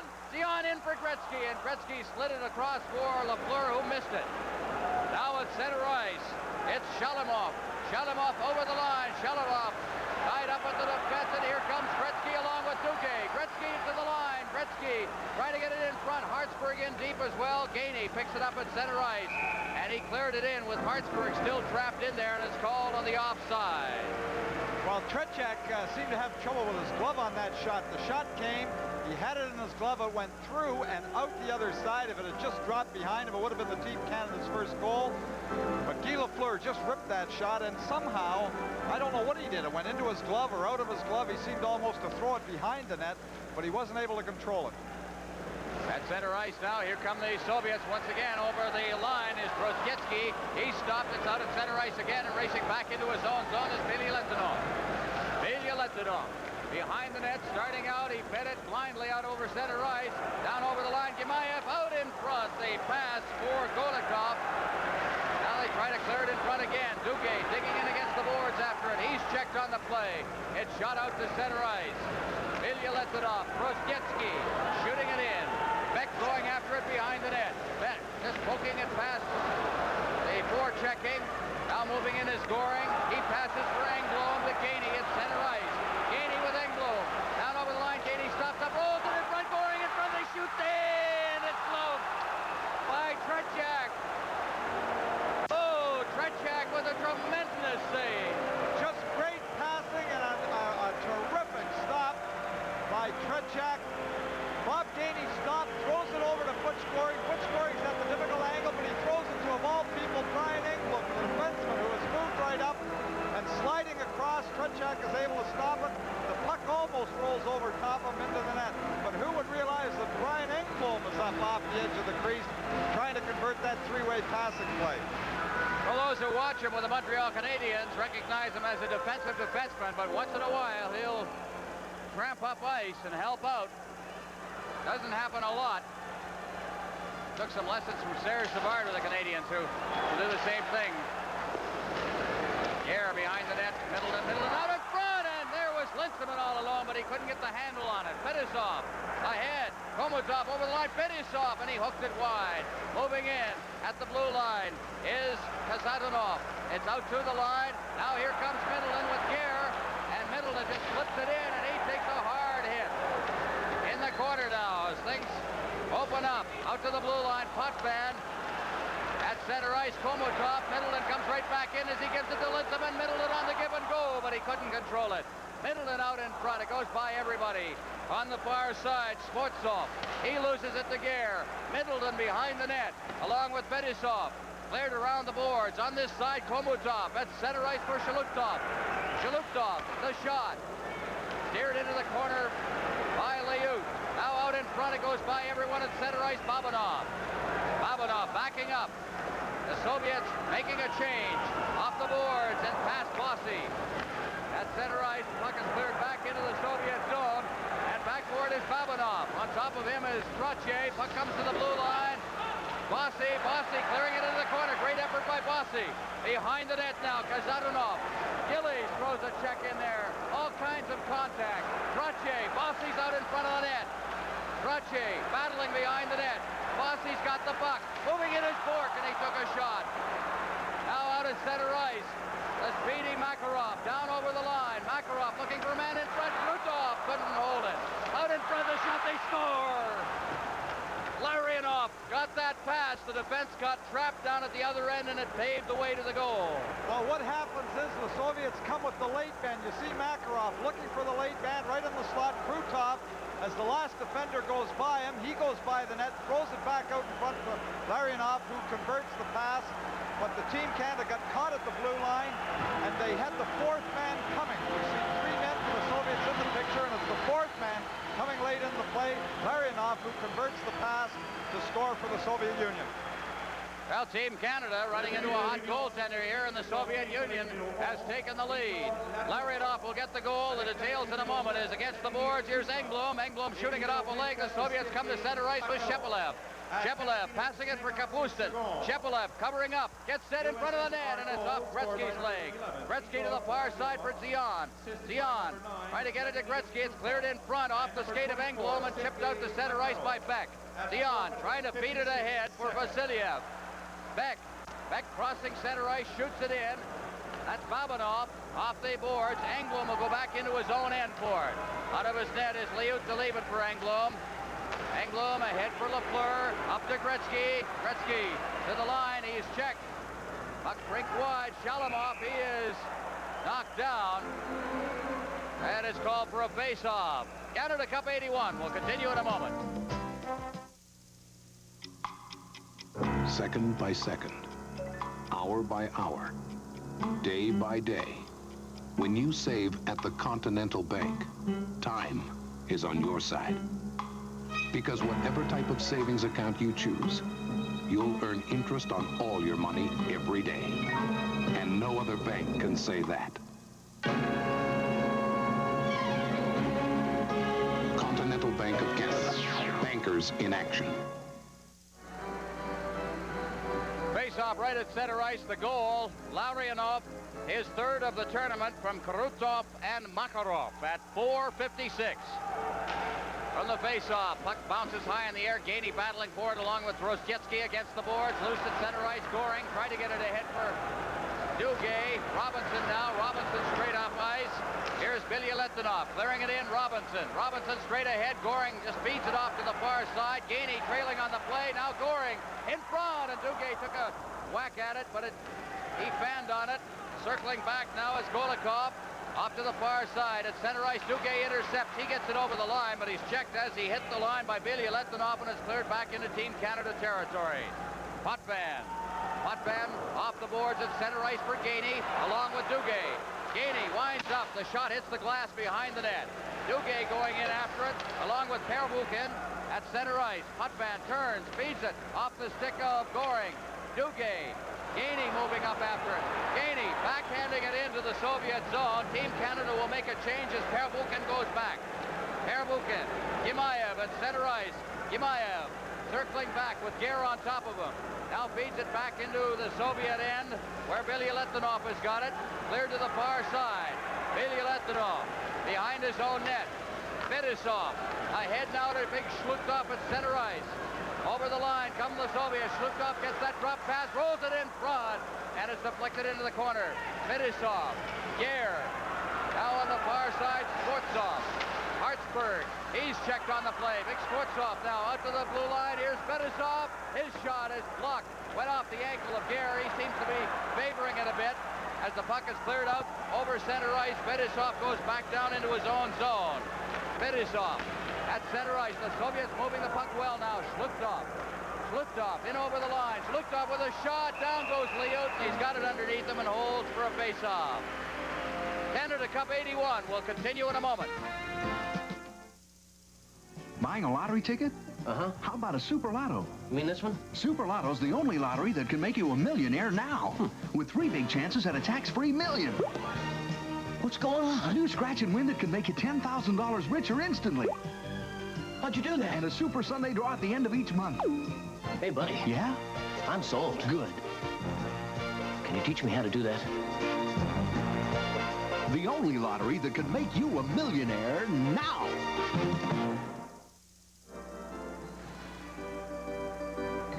Both teams opening up now. Zhluktov moving across that line, going to the outside, making that shot. Mike Liut stopping it, going down, making sure he kills that rebound. But the teams now are starting to open up and go more end-to-end. They're throwing a little bit of that caution to the wind now. Larionov, Krutov, Makarov, the line for the Soviet Union. Krutov in against the boards with Potvin. Potvin controls. Robinson to Gillies. Gillies tries to get it out. Now he battles along the boards, and it's kept in. Cleared along the blue line and out to center ice. Babanov, number 4, rigged wide. Gillies tracking it down, and he hammers it off the boards and down into the Soviet zone. Trotier's in deep. Trotier to Bossy. Watch Gillies out in front. Scores!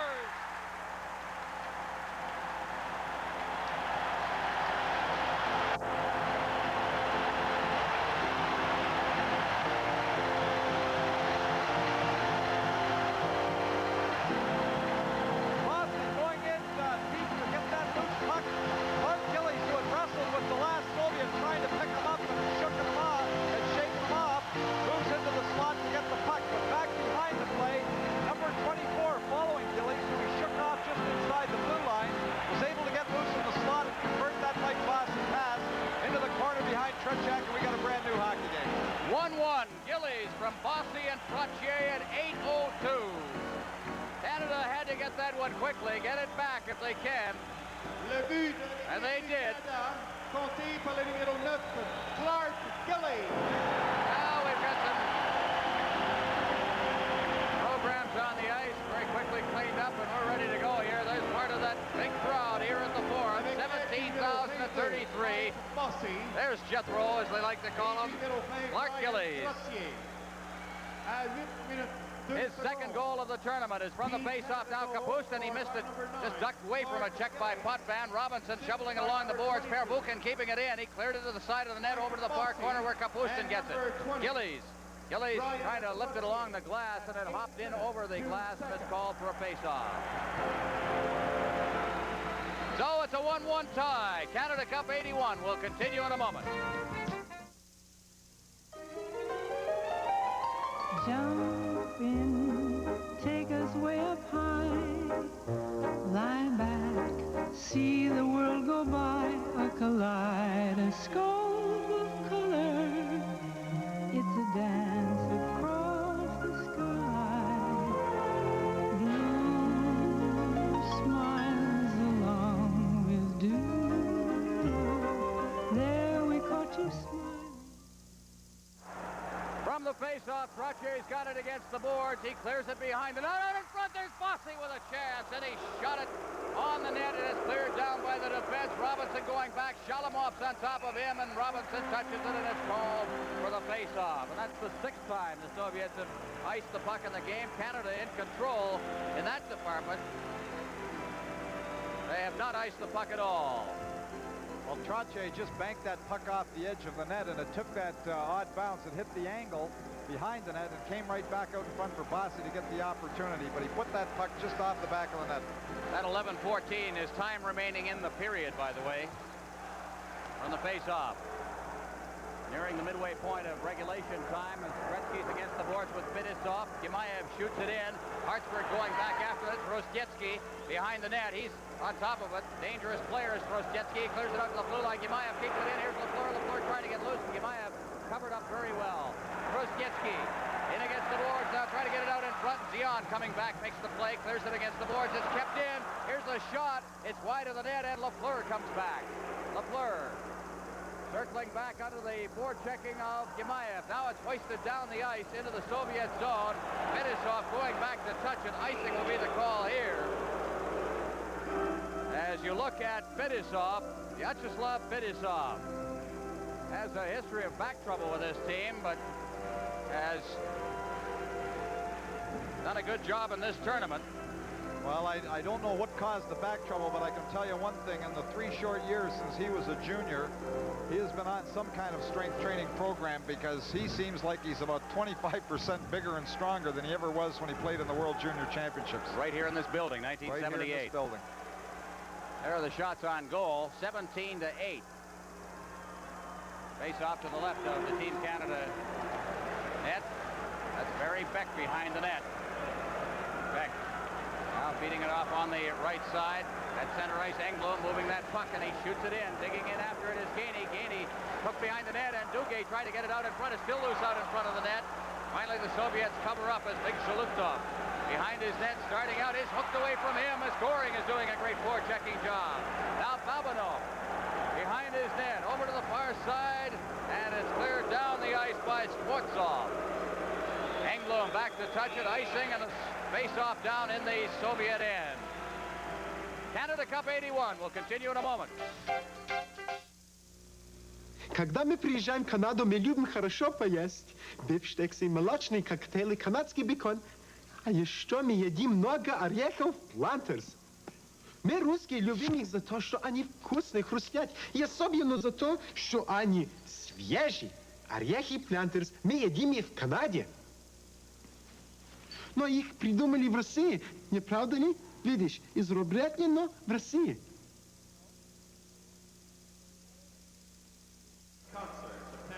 We're in a 1-1 tie here at the Montreal Forum. This program is copyrighted strictly for the private use of our audience. Any reproduction, retransmission, or exhibition of this telecast without the express written permission of the CTV Television Network and Harcom Consultants Limited is strictly prohibited. 10:02 gone in the second period. Face-off down in the Soviet end. Trottier, correct that. That's Linseman out there. Along with Middleton, who's going to take the draw now, and Gare. Here's Robinson. Robinson wristing it down in front. Down goes Gare. Puck is loose inside the zone. Middleton to Robinson. His shot deflected in front as Middleton was cutting through the goal mouth area. Now out in front again. And the Soviets will try to bring it away. Krutov at center ice. Getting it ahead to Larionov. Linseman against the boards on the far side. Lentonov is checked. Back in over the line comes Makarov. Makarov cutting in front of the net. The loose puck is pushed away by Potvin. Terbukin moving in. Back out to the blue line. Lentonov with a shot. The kick save there by Liut. Against the boards with the Soviets applying pressure. Krutov. Krutov checked by Robinson. Middleton is there. Middleton up the left side. Tried to flip it ahead for Linseman. He's got it. Clears into the line. Offside as Middleton went in against the boards and was dumped as he hit the line. It'll be called for a face-off outside the blue line of the Soviets. Well, we were talking about the strength of Fedosov, but how did you like the strength on Makarov? I mean, dynamite comes in small packages. That little guy went to the outside on Larry Robinson, held him off with one arm, and just got in front of that net. He wasn't able to get a good shot, but he went to the outside and just shoveled the puck in front of the net, and the rebound cleared by Team Canada. Makarov from Chelyabinsk in the Soviet Union, transferred twice, once to Dynamo, where he played with the Golikov brothers, and now with the Central Red Army as he does his military duty in the Soviet Union. Shalamov over the line now, drop pass. Kazadanov moving in, his shot, and he whistled it just wide. Good wrist shot. Now Bossy in there. Fedosov behind the net. Trottier hammers him. It's loose in front. They score! Rolled in front, and I believe Shepelev scored it, as Mike Liut just simply didn't see it. Well, the defenseman again moving up for the Soviets. Fedosov that comes behind the net. The defenseman going all the way behind, shoveling it up out in front. Shepelev just throws an innocent backhand, but there's so much traffic in front of Mike Liut, he can't see it. But the defenseman moving right up again. There we see all the people in front of the net. Shepelev just gets the backhand on the stick and shovels it, but Mike Liut can't see it early enough before the puck goes behind him. So I believe it. Shepelev will get the goal.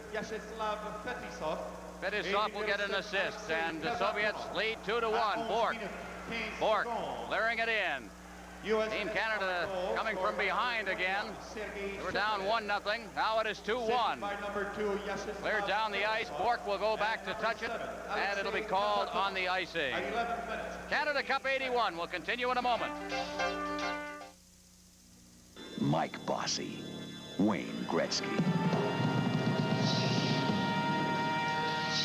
These two champions chose Titan hockey sticks for their unique patented construction, for their feel.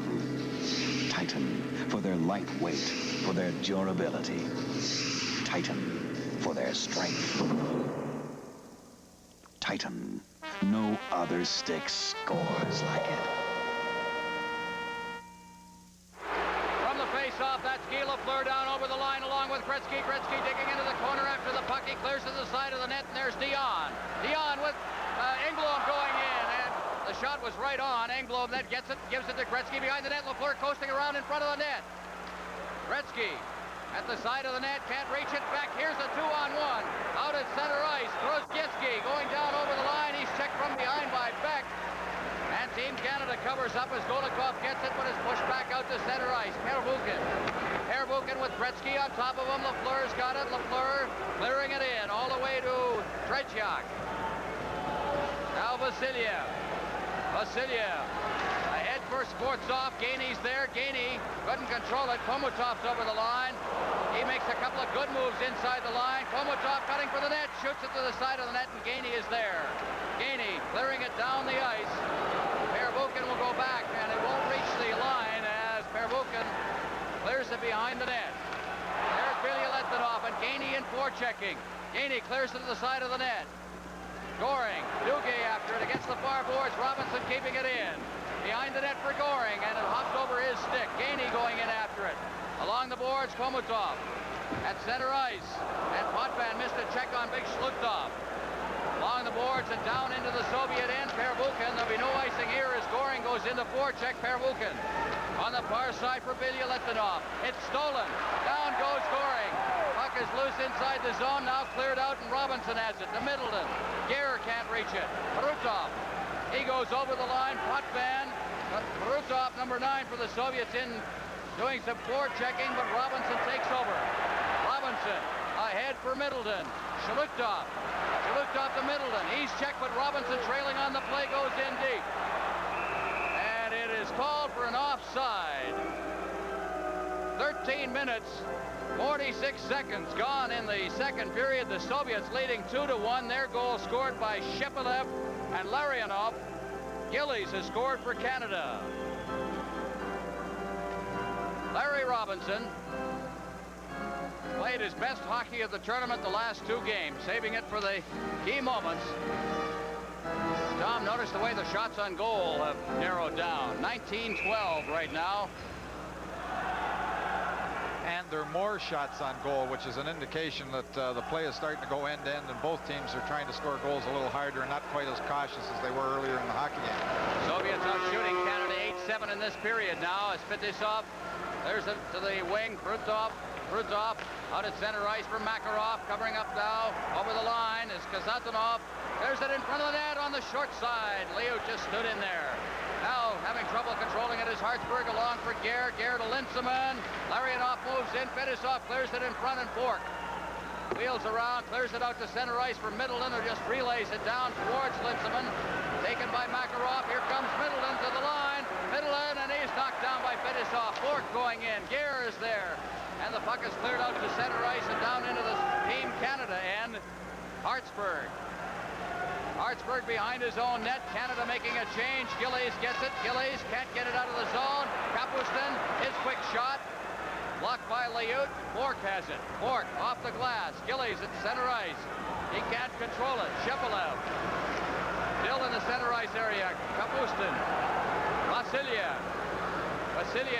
trying to get a rink wide. Does with a great pass. Gillies in front of the net. Now the shot, and he just shot it wide. Prutov in there, and he takes a good bumping. Now the shot deflected wide of the net. Over there is Shalamov. Trying to get it out to the point. Down goes Gillies on the play. Lots of bumping going on right now as the puck is deep inside the Team Canada. And Shepelev trying to clear it out in front. Loose in front, and is backhanded wide by Shalamov. Now Gillies. There's going to be a penalty to Hartsburg, who is playing without a stick. Hartsburg not too happy, lost the stick. Everybody was running around deep in the Team Canada zone. They were running around, not able to control the puck. Everybody was out of position. Hartsburg, in losing his stick, is forced to go after the player without him, grabbing around the neck, pulling him down, and he has the holding penalty. So Craig Hartsburg goes off for holding. That's the first penalty in the period. The fourth to Team Canada. The Soviets have picked up 3. Craig Hartsburg, 2 minutes pour avoir retenu. À 15 minutes. Now the face-off will be to the left of the Team Canada net. Penalty, number 4, Craig Hartsburg, 2 minutes for holding at 15 minutes, 23 seconds. It's interesting, Scotty Bohm was just looking down. You couldn't see it on your screen, but he was checking his watch. He's got a stopwatch now, which more North American coaches are doing, a la Coach Tikhonov of the Soviet Union. Trying to keep those ships from getting too long. Kazatonov behind his own net.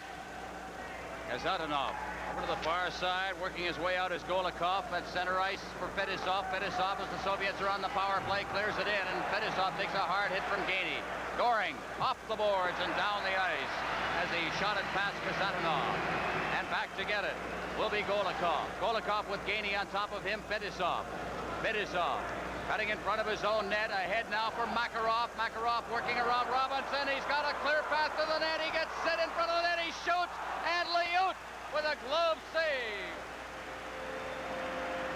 Well, Makarov just showed a burst of speed and caught Team Canada's defense. Both of them standing still, going around Larry Robinson, then coming back to his forehand all by himself with Mike Liut.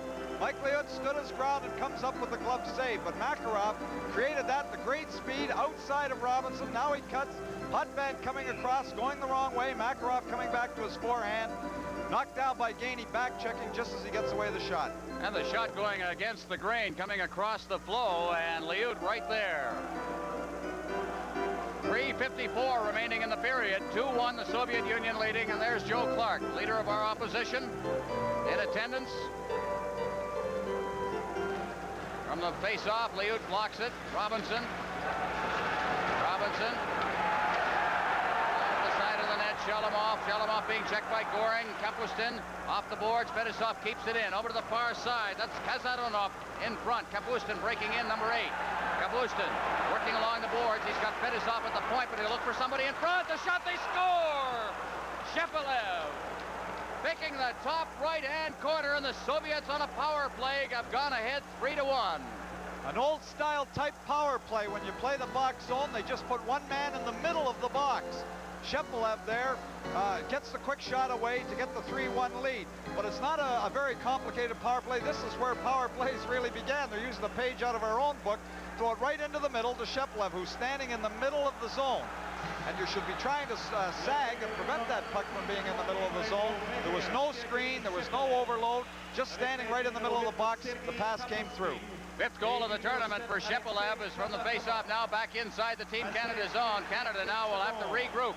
Long lead pass off the stick of Dion and up into the penalty timekeeper's bench, and we'll have a face-off. By number 8, Sergei Kapustin, and number 7, Alexei Kazatonov, at 16 minutes, 28 seconds. There's the time of the goal. 3:20 left in the period.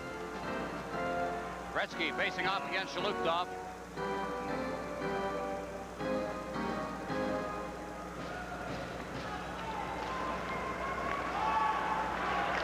Face-off, Engblom ahead. Gretzky, Dion breaking in. Dion looking for that path to the net himself. He one-hands it onto Tretiak. Cleared out to Engblom, keeps it in, rolls it wide of the net. And it's jammed in against the boards by Tretiak, in against the netting behind him, and it's held for a face-off. Canada Cup 81 will continue in a moment. At AES, we believe that simpler is better. Introducing Alpha Plus, the world's simplest word processor. Alpha Plus has a keyboard just like a typewriter, incredibly simple. And building the printer into Alpha Plus gives it a unique compact design, so it fits in the space of an ordinary typewriter. Incredibly simple, simply incredible. Alpha Plus from AES.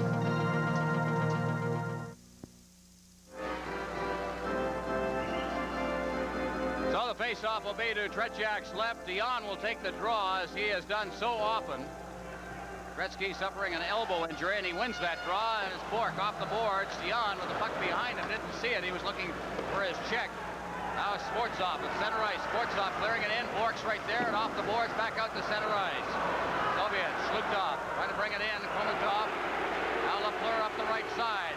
Lafleur over the line. Lafleur cutting for the net. Lafleur out in front, and Dion fanned on it. Schluptoff at center ice, and Lafleur comes back to make the check on him. Gets it again. Now Lafleur back for Bourque. Bourque out at center ice as Lafleur starts to really skate here.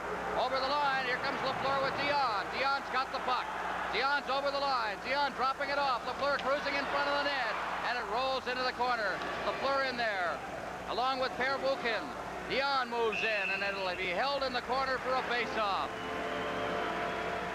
Second intermission coming up, and here's Bernie Pascal with a preview.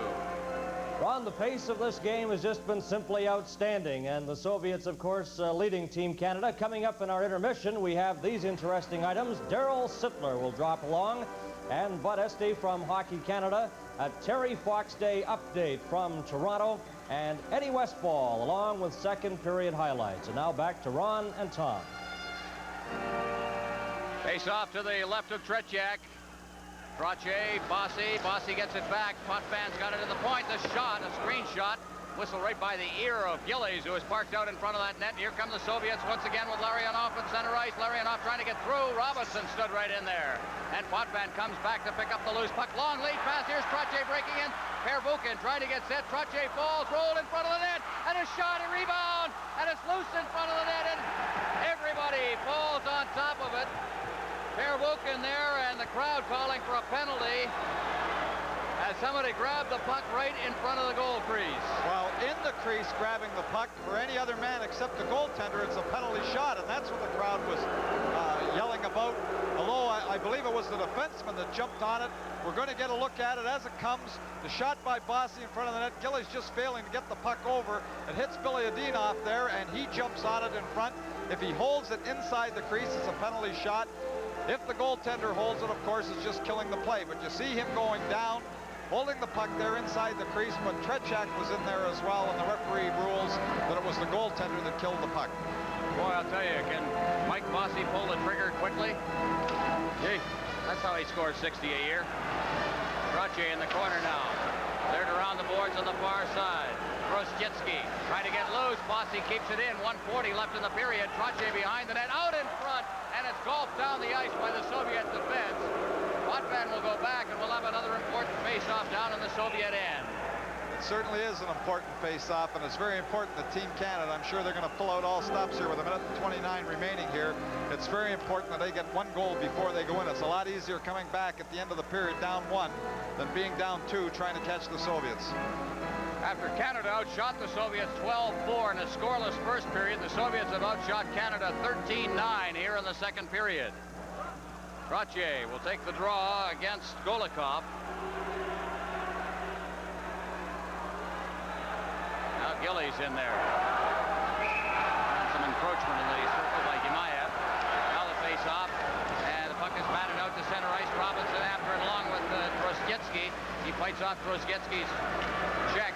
Robinson at center ice, standing away at it. It's cleared back into the Team Canada end, and Potvin with 1:15 remaining in the period to Trottier. He overskates it as he tried to take it on his backhand. Here's Robinson out at center ice, ahead, right onto the stick of Bedizov. Bossy breaks in over the line. Bossy getting set, the shot, it's right on, and it's blocked at the short side. Potvin hammering it in behind the net for Bossy. In the final minute of play now, as Bossy goes down, it's loose in front. The shot right on. Did he score? No. And now we've got some pushing and shoving in front of the net involving Trottier and Bedizov. And another big save made by Vladislav Tretiak. That's just frustration. That was the one that was to go in. The good opportunity by Bossy early when he ripped the shot, but getting the puck right out in front of the net. Trottier just scooped there. He has a quick shot. Coming down to make the stop, Tretiak, that was the one that Team Canada wanted to get back in the hockey game here late in the second period. That's the one that should have gone in. A little frustration, then everybody pushing in the crease later. Just scooping it out in front, the quick shot by Trottier, but he fails to score. Left hand by Trottier put Bedizov right into the net. So we'll have a face-off in the Soviet end, another important one, 53 seconds remaining in the period. How Canada would like to get a goal here. La émission à l'Union soviétique au numéro 2, Vyacheslav Fetisov. And the two of them are going off. Du Canada au numéro 9, Clark Gillies. 2 minutes chacun pour Rudess.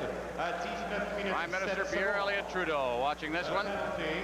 To USSR. Double penalties being handed out now as from the face-off. Shepelev's got it at center ice. Shepelev ducking around it. Checked there by Bork, but he goes down as he's checked from behind. Puck rolls all the way into Liut off Hartsburg's stick, and Lafleur with 35 seconds remaining. Here comes Lafleur at center ice. Lafleur flipping it in, digging in is Bork. Bork now back to the point for Hartsburg.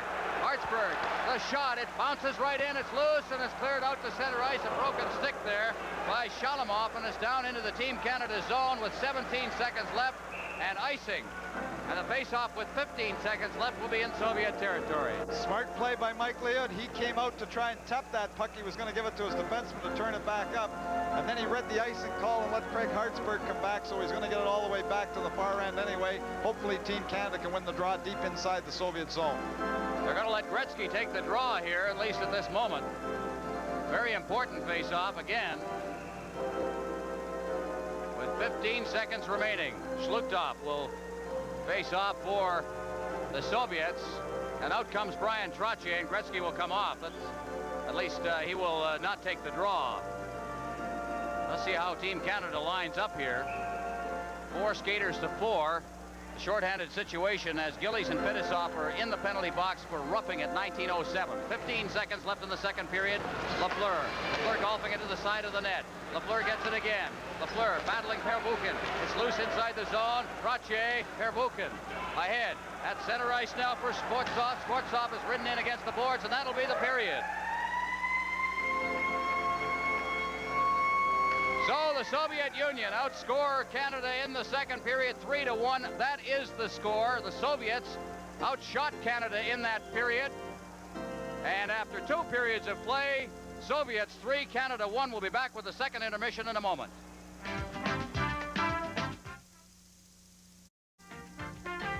All 4 goals in this game scored in the second period. Shepelev getting 2 goals for the Soviets. They lead Team Canada by a score of 3-1. And joining us now in our intermission studio at the Montreal Forum, Darryl Sittler of the Toronto Maple Leafs. And I know, Darryl, it must be very tough to sit in the stands and watch this type of game. The pace, considering they're going end to end. Yeah, it's a great game. It's not fun sitting out, but at the same time, I'm very proud of the way our team has played. Throughout the tournament, we haven't lost a game, and we're not going to lose this one tonight either. Darryl, let's go back to training camp. You were invited with the understanding, along with everyone else, 35 players, and it was a great honor, I guess, just to be named to the camp. Anytime you're involved in such a tournament where you're playing with the best players in Canada against the best players in Europe and in the United States, if you're asked, it is an honor. And all of our players have worked hard all summer long and for this game tonight, and it's going to be tough this third period, but I'm sure we're going to pull it off. Darryl, I can say one thing. No one has been more supportive of Team Canada than you. You've been at the practices, you've been in the dressing room, you've been attending the games. What is the feeling from the players? Well, it's been a long 5 weeks. They've had a lot of hockey in 5 weeks, and they want a victory tonight very badly. It's unfortunate that when you're in such a series that it comes down to just one game. Like I said, they haven't lost a game. They beat the Russians in exhibition game, and they beat them badly here in Montreal last week. And to come down to one game to, the result of the tournament, it's tough. But I know they can rebound and come back. Well, it came down to one game in the first Canada Cup, and that was the winning goal you scored against Zarilla of Czechoslovakia. One of the most memorable goals of all time, and I'm sure it's vividly in your mind. It is. Standing there tonight when they were playing both national anthems, I think that's the closest that's come back to me since scoring that goal. There was a chill in my spine, goosebumps, and it's something I'll never ever forget. I think in international hockey, like our players, we have so much respect for the Czechs, for the Russians, for the Swedes, and the Finns, the United States team, and I'm sure they have respect for us, and it's a great event. Well, we all have respect for Darryl Sittler, too, and continued good luck to you with the Toronto Maple Leafs, and I know we're all pulling for Team Canada in this third period. Very much so. Okay, Darryl Sittler has been our guest, and let's recap the second period summary of this game. There you see the scoring statistics. Larionov scoring for the Soviets, then Clark Gillies tied it up from Bossy and Trottier, and then the 2 goals by Shepeliev, and he has certainly been hot. in Canada Cup 1981, and that's how it stands after 40 minutes of play here at the Forum, the Soviets leading by a score of 3-1. Our guest now is Mr. Bud Esty, the representative of Hockey Canada. He's a Justice, Supreme Court of Canada, and I know, Mr. Esty, you have a very important message to pass on to us. Well, it doesn't concern how we're going to get 2 more goals to tie this up. The world tonight is full of crossbars and goalposts for us. But, well, Hockey Canada, as you know, stages this tournament and our other international games. It's increasingly difficult for us to find, when we haven't the availability of these professional athletes we have tonight, to find enough talent to stage a world-level team. So we have instituted a program of athletic assistants across the Canada. We don't like, the universities don't seem to like hockey scholarships as an expression, but that's what they are. About 500 to 700 Canadians every fall go to the American universities on hockey scholarships. Some of those kids end up in the National Hockey League, and some never come back. It's a great loss to us, and also it means our university hockey cannot compete with American university hockey anymore. So what we plan to do is to cut off the drain on us of the 500 to 700 each year and stage a hockey assistance program in Canada and build up from that, peaking on the Olympics and also on the off years when we haven't got the stars available that we have tonight. Okay, and we thank you very much for dropping by, and I know we're all pulling for Team Canada in that third period, Mr. Esty. Thank you. Thank you. Okay, and we'll be back. It's 3-1 for the Soviets over Team Canada. Shapelyev getting 2 goals there in that second period. And you talk about action, we certainly have it tonight here at the Montreal Forum. And Team Canada in the first period dominated play and then came back after the Soviets got the go-ahead goal. They tied it up, and end-to-end rushes, and the Soviets with 2 goals, but the action's just been unbelievable. And we're proud now to have the Prime Minister of Canada, Pierre Elliott Trudeau, with us. And Mr. Trudeau, you're right. I know you were really excited out there. Yes, it's a very, very tight game. I don't think I've ever seen a faster one. There's a lot of forechecking. They're always getting in there. They don't let, well, there's not too much dumping, eh? I think the Europeans have taught us that, to be with the puck all the time. And I must say that these Russians are very good at it. In terms of nationalism, too, it's just amazing. The whole country's behind Team Canada. Electricity in the Forum, eh? When the game began and when we do something right. It's good to be testing your skills against a great team like the Soviets and a great goaler. They've put a lot of work trying to get the puck past Tretiak, but he's been outstanding. And I'm sure you're very proud of the way Team Canada's been put together just in a matter of weeks and representing the National Hockey League and all of Canada. There's a great spirit there, and the passing for a team that hasn't played long together is remarkable. Even the short passes, they're right there. But we got a big opponent, and we're still in the game. Got one more period. Well, we'll see what we can do in that third period, and I know you're offering your support. We get a couple of shots of you in the stands, and you are a very avid hockey supporter. Well, I started watching it in the Forum a long while ago, in the late 20s. My dad used to bring me in days of Aurel Joliat and Howie Moran's. I don't see the game so often now as I did when I was a boy. What are your boys? Are they hockey fans? When there's holidays, I bring them, but I can't take them during the school year. Okay. Well, we're all pulling for Team Canada, Mr. Trudeau. Thank you. Okay, very good. Thank you very much. Prime Minister of Canada, Pierre Elliott Trudeau. And Canada Cup 81.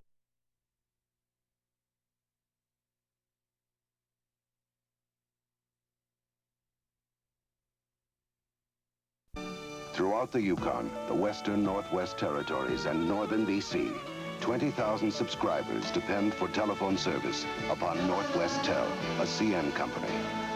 1 million square miles of wilderness is a tough place to be in the phone business, and it takes one of the world's most sophisticated telecommunication systems to do it right.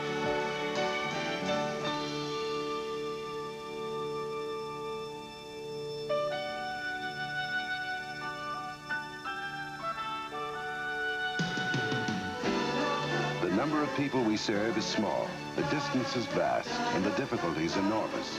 Yet Northwest Tel pays its own way because it's run efficiently.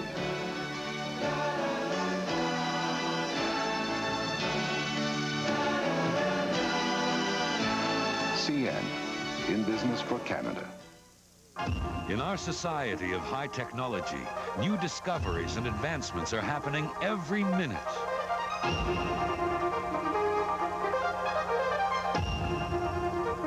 Explore some of the recent startling breakthroughs in the areas of computers, robotics, space, and bionics in the CTV special, The Future, What's Next, September 15th.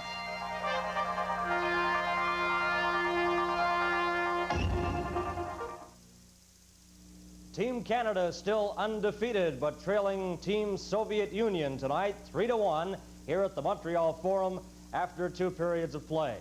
Now, let's join Lloyd Robertson in Toronto and a Terry Fox Day update. Lloyd? Thank you, Bernie. Yes, we have some more information on how we're doing here on the Terry Fox Day run, the continuation of the Marathon of Hope by hundreds of thousands of Canadians across the country and around the world. The estimate of money raised up to this time is $2,177,683. 700 communities across the country participating, and over 169,000, as you can see now, almost 170,000 runners. So, Terry Fox Day, a big day for many thousands of Canadians, and a very special day in Port Coquitlam, British Columbia, Terry's hometown. So many showed up for Port Coquitlam's 10-kilometer run. They had to start the event a half hour earlier than planned, and among those taking part, friends of Terry Fox and some family members. And joining us tonight in the studios of BCTV in Vancouver, Terry's parents, Betty and Rolly Fox. We saw you raising the flag there, Mr. Fox. What were you and Mrs. Fox doing today on the run? Well, we raised the flag and we pretty well stayed in Port Coquitlam all day. And how did the brothers and sisters do? I know that Fred, Daryl, and Judith were all out on the run today. Did they complete the 10 kilometers? Yes, Fred and Daryl and Judith and Fred's wife, Teresa, they all ran the 10 kilometers and completed it. Good. Mrs. Fox, what did Terry have to say to you about the importance of this day to him? Well, it was very important to him because it meant that the marathon, it was one of the ways to him that the Marathon of Hope was going to continue, and it meant a lot to him. Did you think that the run should continue as it is in September, or should it now be coordinated in a few years' time with other fundraising projects for the Cancer Society? Terry had requested that the run be continued in September of every year if it was going to be held as an annual event. He wished it to become, not to become a part of their campaign or anything. So. Right, because he finished off in September, and this would be symbolic of the continuation of his run. Yeah. Well, we've had Canadians around the world today. You've obviously heard that in West Germany they're running, in London they're running. We have a report that a man who is with the Canadian Embassy in China was out running today, so the response has really been overwhelming. I wonder, Rolly, if there's anything you'd like to say to the people of Canada in appreciation of this enormous support. Well, we've been just overwhelmed with the response that Canadians have given Terry and his Marathon of Hope. And we'd like to take this opportunity to thank everyone that was involved in organizing the runs today, everyone that participated, and all those that have donated and made pledges. Thank you. Thank you very much, Rolly. Well, now, I'm just wondering one more thing, how this has changed your life, if it has, in fact, changed your life. I don't think it has. We're still the same as we were, and we hope to continue on that way. Thank you very much. Betty and Rolly Fox from the studios of BCTV in Vancouver. Well, we're going to take one more glance now at just the figures on the run and what has been raised up to this time. We understand that over $2 million estimated in terms of total dollars, $2,177,683. Now, back to Bernie Pascal at the Montreal Forum. The third period of the Canada Cup final will begin after these messages. This is the Forum in Montreal, a capacity crowd watching the championship game of Canada Cup 81. And the Soviets leading by 2 goals heading into the third period. Eddie Westfall back with us in our intermission studio. Eddie, comment on that second period. The Soviets really turned it around. They certainly did. Dynamic period. Still great hockey like it was in the first period, Bernie. We're going to try and get all the highlights in as quick as the period went on. We have lots of them. It started Team Canada again, right off the bat. This is Guy Lafleur. At first we thought he hit the goal post, but it was not the post. It was Trachak that got in the way again. Tremendous blast by Lafleur. That caught in the webbing of Trachak's glove, spun around, and just missed the open part of the net. Here, Bob Gaining showing that he can do things offensively. Watch the pinpoint passing. Team Canada pressing again to Goring. Good opportunity to score. Trachak again. He seems to be what's happening against Team Canada. And this is Makarov. What a player. Around Robinson. around Potvin, and what a save by Mike Liut on the speedy Makarov. Clark Gillies, Brian Trottier, Mike Bossy trying to get Team Canada going here. Good play. Bossy takes the shot, rebound by Gillies, and the puck is blocked, fallen on by Belyletdinov. Everybody thinks, of course, that could have been a penalty shot. He fell on the puck in the crease. Here again is a good chance for Brian Trottier. Right in front, good shot, good save by Trachak.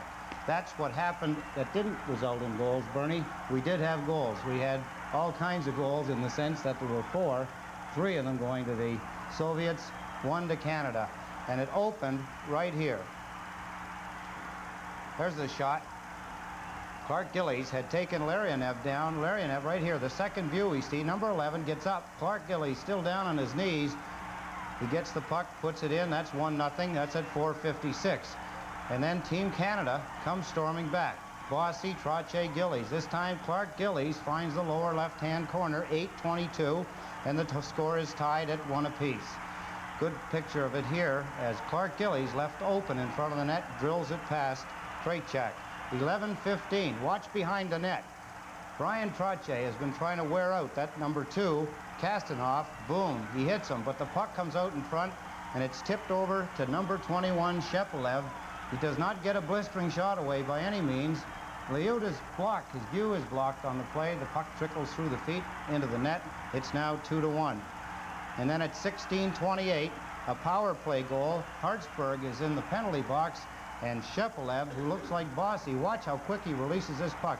He's left open.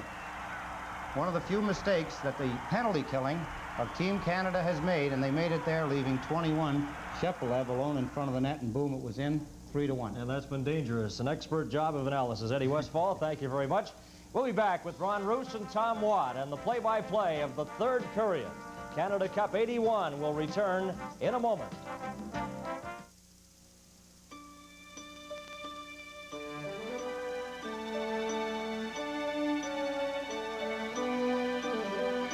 Money. Money in action. Working for your business non-stop. That's the promise of the Continental Commercial Banking System.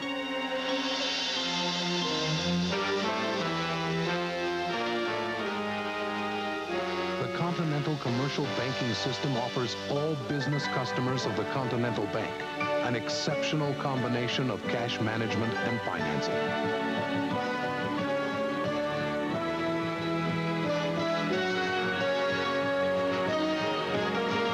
Your money work as hard as you do.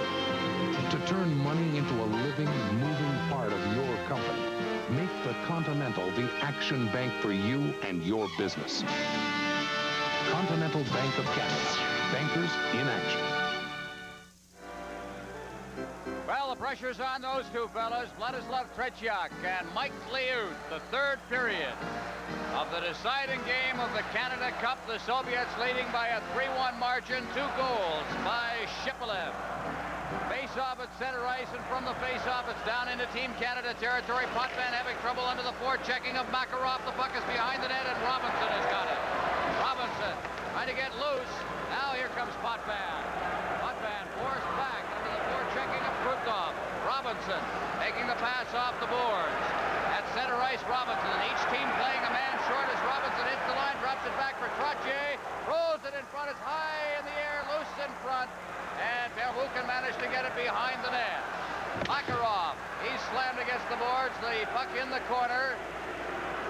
Now the Soviets with Belyletdinov to Makarov at center ice. Makarov with that great speed, but he's forced back by Gretzky. At center ice, Potvin. Potvin over the line. Lafleur trailing on the play. Into the corner, intercepted by Pervukin.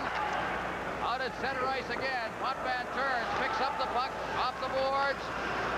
Now Lafleur. Lafleur turning at center ice. Makarov on top of him. He fed it blindly down into the Soviet zone. And Belyletdinov will go back. He picks it up in the corner. Belyletdinov, Gretzky forechecking. Gretzky behind the net. It's fed off into the corner, cleared out over center ice. Here's the race for the puck. Is down over the line. Comes Shepelev. Shepelev has 2 goals. Throws it in front. The shot is wide as Kapustin took that shot. Kapustin behind the net, battling for it. It's out in front, and Lafleur's got it. Lafleur, it's checked away from him by Shepelev. Makarov. Makarov with a good move. Shepelev, the shot, he scores! Shepelev with his third goal of the game, and the Soviets lead 4-1. Makarov and Shepelev again. Makarov was the one who made all the good moves, kept a hold of the puck, made the great little move. Then the pass coming across to Shepelev. Shepelev just shoots that puck as quickly as he can. A little bit of a screen in front of Mike Liut. But it was Makarov who did the good stick handling inside the zone before Shepelev was able to get the quick shot with a little bit of traffic in front. Makarov making the little move. Shepelev taking over with the puck. Mike Liut not seeing all the puck as Bork was skating in front of him, trying to clear and get in front of that shot. Face off at center ice. It'll be uphill for Team Canada from here as the puck comes off the boards on the far side. Fedosov is checked. It's cleared in. Liut behind his net. Grosjetsky racing in, but it's cleared to Gainey. Ahead for Goring. Goring at center ice. We'll have the details on that goal for you in just a moment as Gainey goes in deep, makes the check, cleared in front, and Goring fanned on it. Over on the far side, it's Gimayev at center ice. Gimayev shooting it in. Out of his net is Liut. Liut having trouble with it at his feet, gets it into the corner for Duguay. Goring, Duguay, Gainey. Gainey at center ice. Gainey over the line, gets set, the shots right on the rebound, and Gainey after it, but he shot it wide. Along the boards for Beck, and Beck fanned on it, trying to dig it off the dasher. And back to get it is Brian Engblom for Canada. Engblom for Beck. Beck starting out. Beck ahead for Linseman. Linseman at center ice, shooting it in. After it now is Fedosov around the boards. Gimayev having trouble against Middleton. Gimayev gets it ahead for Shalukov. At center ice, Robinson cuts across ice, gives to Potvin. Potvin checked away from him, and Robinson back in his own zone. Robinson straight up ice, Linseman. Linseman drops it back for Potvin. Potvin trying to feed it to a breaking Ken Linseman. The Soviets get it, but lose it as Linseman covers up. Linseman to the line with Middleton.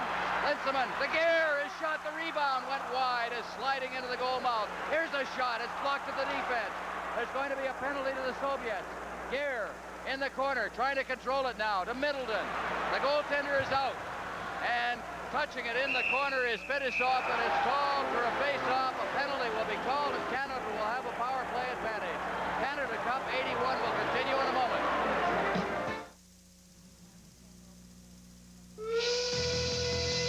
I love Fridays. I love Fridays. I love Fridays. My provincial ticket gives me an instant chance at $5,000, plus 5 Friday draws for $500,000. That's why. I love Fridays. And you love Fridays. In the provincial weekly lottery, love Fridays. There he is, Alexei Kazatonov. He's in the penalty box. Interference to call at 3:23. The goal, Shepelev his 6th from Makarov and Shalamov at 1:39. That has given the Soviets the lead. 4-1. Potvin. Potvin back to Lafleur. Lafleur in deep. Bossy. Bossy against the boards. Bossy backing into the corner, looking for that man, gives it to Lafleur. He's got a good shot, but he gives it back to Bossy. Bossy in front on the backhand, and is poked away from him, and Potvin couldn't reach it as he was slow getting over. Potvin over to the far side for Lafleur. Lafleur back in his own zone, gives to Bossy. Bossy circling, cutting in front of his own net. He's at center ice. Bossy carrying the puck, he shoots it in. Gretzky moving in deep. Gretzky, and a weak pass out in front is gobbled up by Krutov, and he brings it to center ice. Krutov and Lafleur backed away on it, and they score! Krutov! Lafleur backed away on the play. Krutov got that extra 2 steps and blasted it home. Well, that's the danger of playing forwards on the point. The Soviet players all off the bench just to jump all over Krutov. Krutov just dips as if he's going to shoot the puck, and Team Canada forced to use forwards on the point, trying to get back in the hockey game. Guy Lafleur just turns away. Krutov goes in and makes no mistakes. But just dipping, defenseman, in this case, it's Guy Lafleur. You see him turn away from that fake slap shot. Krutov moves in and makes no mistake the second time. Krutov with his 4th goal of the tournament, as you see it again. Unassisted. And this crowd here at the Forum has gone very quiet as Scotty Bowman looks on. 15:52 remaining in regulation time. Well, you're going to get caught when you're behind by 3 or 4 trying to catch up. Potvin. Potvin at center ice hits the line. Canada still on the power play. In for Bossy. Bossy trying to chip it in front. Gillies has got it. He's got Canada's only goal. Gillies shot it off the boards. Racing over there is Babanov. He shoots it down to the Team Canada line where Robinson has got it. Robinson trying to kick it. Gets it to Gillies. Gillies in traffic. And Vasiliev has it. Vasiliev ahead for Shalimov. Shalimov in front of the net. Clears it to the far side where Vasiliev's got it. He's got a man in front. And it's cleared out over the blue line. Gillies against the boards. Just ticks it back to Robinson. Robinson ahead at center ice. Gare can't get loose. Gare's got it now. Gare checked by Shalimov. Still after that puck. And he races into the Soviet zone. Babanov is there. So's Gare. Now Robinson. In deep. Robinson as Gare tries to get in front. Middleton in the corner on the far side. Middleton checked on the play by Babanov, and he rattles it off the glass and down the ice. And Englund will go back for it with 5 seconds remaining in the penalty. Canada on the march as Englund gets it at center ice. Ahead for Middleton. He couldn't knock it down. Linsman digs in deep. Chips it behind the net for Gare. Gare with Middleton parking himself out in front. There's the shot. Another shot. They ban on it. Linsman had a chance. Still loose inside the zone and is pushed out to center ice by Fetisov. Englund, good move. Clears it to Linsman. Linsman couldn't trap it in his skates. Grozdetsky. Beck hits him. Puck comes down to the line is Gimayev. Gimayev shoots. And it's deflected wide of the net and Duguay's got it. Duguay starting out. Gives it to Beck. Beck at center ice. Leading the rush, he shoots it in. Duguay digging in after it along with Fetisov. Fetisov goes down. Duguay's there. Fetisov comes up with the puck. He clears it to the wing. Grozdetsky. Rink wide on the far side. Gimayev. Gimayev hit by Gainey. And Canada comes back. At center ice, it's Goring with Gainey. Goring down on the left side. Gainey in front of the net. The shot is loose in front. Still loose. They fan away at it. Now here's the shot right on. That one taken by Goring. Cleared along the boards to Bork. Bork in for Goring. Back to Duguay. Gainey in front. He tipped it wide. Grozdetsky clears it past Hartsburg at the point and down into the Team Canada zone. Bork goes back. No icing. Bork to Hartsburg. Back intended for Bork, but Lafleur will go back into the corner for it. Lafleur, Hartsburg. Back for Lafleur. Lafleur out to center ice. Lafleur passing it rink wide. Over the line now, Zion. Zion. Beating it behind the net for Gretzky. He's pushed off the puck. Lafleur, Gretzky out in front. And nobody could reach that one. The Soviets come away with it. Sportsov at center ice. Sportsov cutting for the net. Lafleur with a great back-checking job. Here's Robinson. Robinson end-to-end to play now. At center ice, it's Robinson to Gretzky. Robinson again. And he tried to shoot. Realized there was a player in front of him. Now controls it against the boards. Gretzky to Dion. His shot's right on. Now starting out for the Soviets, it's Shlukhtov. Over to the right wing, Sportsov shooting it in. Liutz out of the net. Potvin.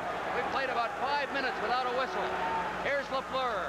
Over for Dion. Dion had trouble with it in his skates. It's cleared in over the blue line. Team Canada making a change, a delayed whistle. And finally,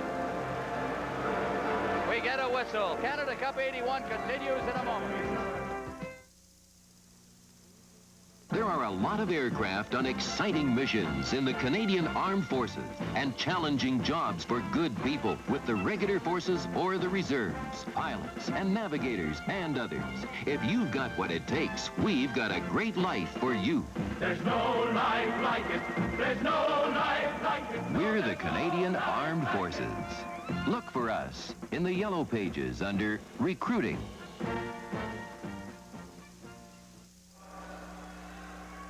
Well, Scotty Bowman behind the bench wondering what he has to do to beat Vladislav Tretiak. He's been outstanding in this game. Reminder to stay tuned after the game for the Players of the Game Award, the outstanding Canadian in the tournament, also the outstanding player of the tournament. All of that coming up after the game. As down over the line comes Krutov. Makarov against the board, trying to backhand it in front of the net. Canada comes away, Bossy, but he overskated it. And Babinov. Krutov over the line, drops the pass for Makarov. Makarov in the corner, Trottier. He took him out of the play, and Beck has got the puck. Beck for Trottier. At center ice, Trottier ahead for Gillies. Shoots it in. Tretiak out of the net, clearing it to the boards. Trottier's there. Held in by Trottier and Babinov, and we'll have another face-off. 5-1, the Soviets lead. Well, you know, when you get in this position down so many goals late in the hockey game, Team Canada's gambling a lot at the line. Their forwards have to move up. They're getting caught the odd time, and of course, this is what the Soviets wait for. President of the National Hockey League, John Ziegler, watching. The goals in this period, Shepelev from Makarov and Shalamov at 1:39. Krutov is fourth, a shorthanded goal unassisted at 4:08. The fifth shorthanded goal of the tournament, the third for the Soviets in the tournament. Canada has one. Butch Goring scored that one in the game against Czechoslovakia. Face off to the right of the Soviet goal. Puck is clear to the blue line. Hartsburg trying to get it in. It's blocked at the defense. Coming out is Shepelev at center ice. And Hartsburg making a move inside the line. And it's chipped back out to center ice where Bork's got it to Linseman. Linseman in front for Middleton. Middleton trying to get in front of the net, and he's stopped by Fetisov. Fetisov clearing it along the boards past Shalamov. Gare backhands it into the Soviet zone. Middleton going in along with Kazatonov. Shalamov couldn't knock that down. Linseman. Gare was in too deep, and the pass went behind him, and it's out at center ice. Shepelev off his skate. Hartsburg cutting across his own blue line, now forced deep as Shalamov was in for checking. Al Kapustin, rink wide. Hartsburg will try again. Hartsburg ahead, Gare to Linseman. Linseman at center ice. Middleton gets the pass on the far boards, gets it over the line, but he was backing over the line with the puck behind him, and it's called on the offside. Canada Cup 81 will continue in a moment. Harvey loves lettuce and carrots. That's because he's a vegetarian, but not Spencer. He's a natural meat eater. That's why he gets Dr. Ballard's. Look at that. Big chunks of meat. One look, and you know he'll love it. Dr. Ballard's has real meat and gravy. It's real food. The Canadian Veterinary Medical Association certifies that Dr. Ballard's meets its nutritional standards. Well, the fans starting to chant here in the Forum. 10:31 remaining in the regulation time. Four-goal difference in the game as Potvin starts up ice. Potvin at center ice, flipping it in. Back to get it is Pervukin. He shoots it down the ice. Robinson will go back to touch it. Icing will be the call here as Robinson gets it behind the net. And back into the Soviet zone for the face-off. The goal scorers, of course, the big man is Shepelev, who has scored a total of 5 goals in the playoff segment of the Canada Cup. He had 1 during the first 5 games, scored 2 in Ottawa against Czechoslovakia, 1 of them on that penalty shot, and has added 3 more here. He's like a secret weapon, as he has come out to do a great job for the Soviets when it counts. Duguay, big pile up against the boards. Moving in was Gainey to beat it back to the defense. Ahead for Robinson. Robinson, Gainey. Trying to get it in front. There's a quick shot taken by Duguay. Goring, the rebound, and it went right by Robinson's stick. Gainey in behind the net for Goring. Goring being checked off the puck by Pervukin. In against the boards on the far side. Jimaev there. He's checked. There's a shot. It's the post. It's the crossbar, I believe. The puck is cleared around the net. Gillies dropping it in deep.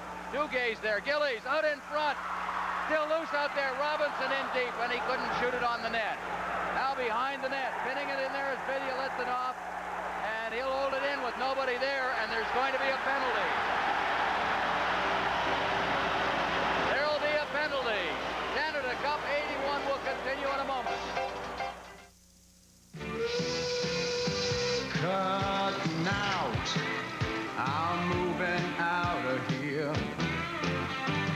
I know I pulled my weight, man. Now I'm really glad I'm here. Me and the boys in our 50s. Smooth, easy easy drinking 50. What a beer to share. And the boys and our beer.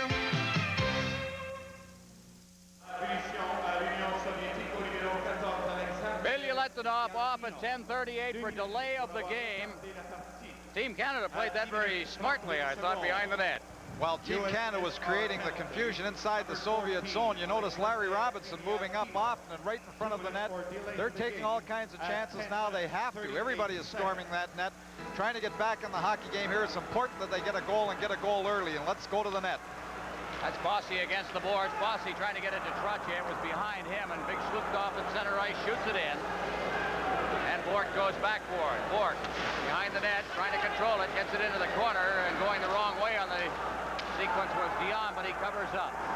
Bossy, Trottier. Trottier drops it off for Gillies. Gillies over the far side, the shot, and he shot it wide. Dion was all alone.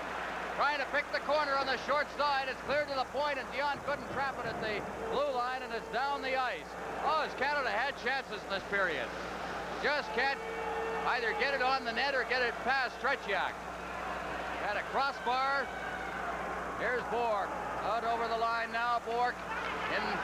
Deep in Soviet territory. Bork picking it up now to Trottier. Trottier to Bork. Bork's got Gillies right out of the point. He's also got Dion. Dion gets the pass. Dion getting set. Now Bork. Bossy in the slot, shows Trottier. Out to the point for Dion. His shot drips over top of the net. Gillies. Gillies flipping it along the boards, and it deflects up into the crowd, and it'll be called for the face-off with 8:14 remaining in regulation time and 52 seconds left in the penalty to Billy Letinoff. Ryan Trottier, who you see going off, he was parked right in front of the net, causing all kinds of confusion. But the Soviets did a good job at keeping the puck to the outside. Canada controlled that puck, was working it. The fans getting a little impatient, wishing that they would take that shot. But of course, they're trying to set up the one good shot. The Soviets doing a good job keeping the puck to the outside. Face-off to the right of the Soviet net. Gretzky taking the draw. From the face-off, Gretzky gets it back to Robinson. Robinson along the blue line, now into Middleton. Middleton trying to feed it through. It's loose in the slot. Still loose in there as it hit a leg. Finally, it's cleared down the ice, and Robinson will go back into his end for it. 8 minutes left in regulation time. 35 seconds left in the penalty as Robinson fights off a check and brings it to center ice for Middleton. Middleton hits the line, rolled off the end of his stick. Robinson moving in, but it was flipped out to center ice once again, and Lafleur's got it. Lafleur to Potvin. Potvin drops it for Gretzky. Gretzky in front, and it just poked away from him. Robinson, Gretzky. Gretzky working in deep, trying to find that man in front. Lafleur floating through there, gets it back to Potvin. Potvin shot, and it's deflected off a leg. Lafleur in front, nobody there. Now moving in is Potvin. Potvin as the penalty ends. Potvin over Middleton, and Middleton couldn't knock it down. Lafleur's got it out in front, nobody there. Potvin moves in. Puck is brought to center ice. Rutov, and Potvin covers up. Potvin to Gretzky. Gretzky comes right back in over the line to Lafleur. Lafleur shooting, and it's blocked at the defense by Babinoff. Behind the net for Gretzky. Gretzky, Robinson up there. As Gretzky takes it, tries to get it out in front, and twice hit Vasiliev. Vasiliev pinning it in against the boards, and it's called for another face-off with 6:51 left in regulation time. Soviets lead 5-1. Canada Cup 81 will continue in a moment. For $90,000, you can buy a truck that doesn't use any gas, a diesel. But if you don't need 18 wheels, then buy the new Toyota diesel. Its standard 7-foot bed carries a full 1,000-pound payload. A fuel-efficient 5-speed is standard. It's built from the ground up to be a truck, not a car. And for the price of one of these, you could buy 10 Toyota diesels. The new Toyota diesel. It's the small diesel that does a big job. Whoa, what a feeling. Diesel. Toyota. Outside of the score, that's the most important statistic. 6:51 in regulation time. Soviets have, for the most part, there's a shot, hit the post, and Linseman couldn't corral the rebound. Beck, Verbuchen, Englund against the boards, and they try to hook it in front. Canada just hasn't been lucky in this period, top of everything else. Shalamov in center ice. Kapustin ducking away from a couple of checks, and he maintains possession of the puck as Gillies now comes back. Gillies, and as he hit the line, it was poked away from him by Billy Letinoff, and here come the Soviets with Shepelev. Kapustin with him. Shepelev to Kapustin, and it went right by him as Gare was on top of Kapustin.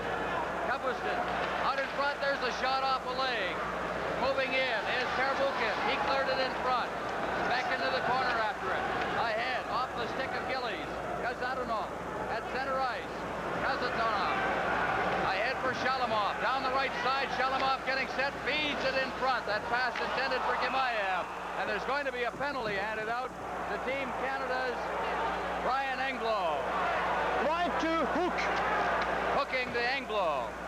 5-1, the Soviets lead. 5:55 left in regulation time. Canada Cup 81 will continue in a moment. Surely you know me. I'm the one who said it could be done.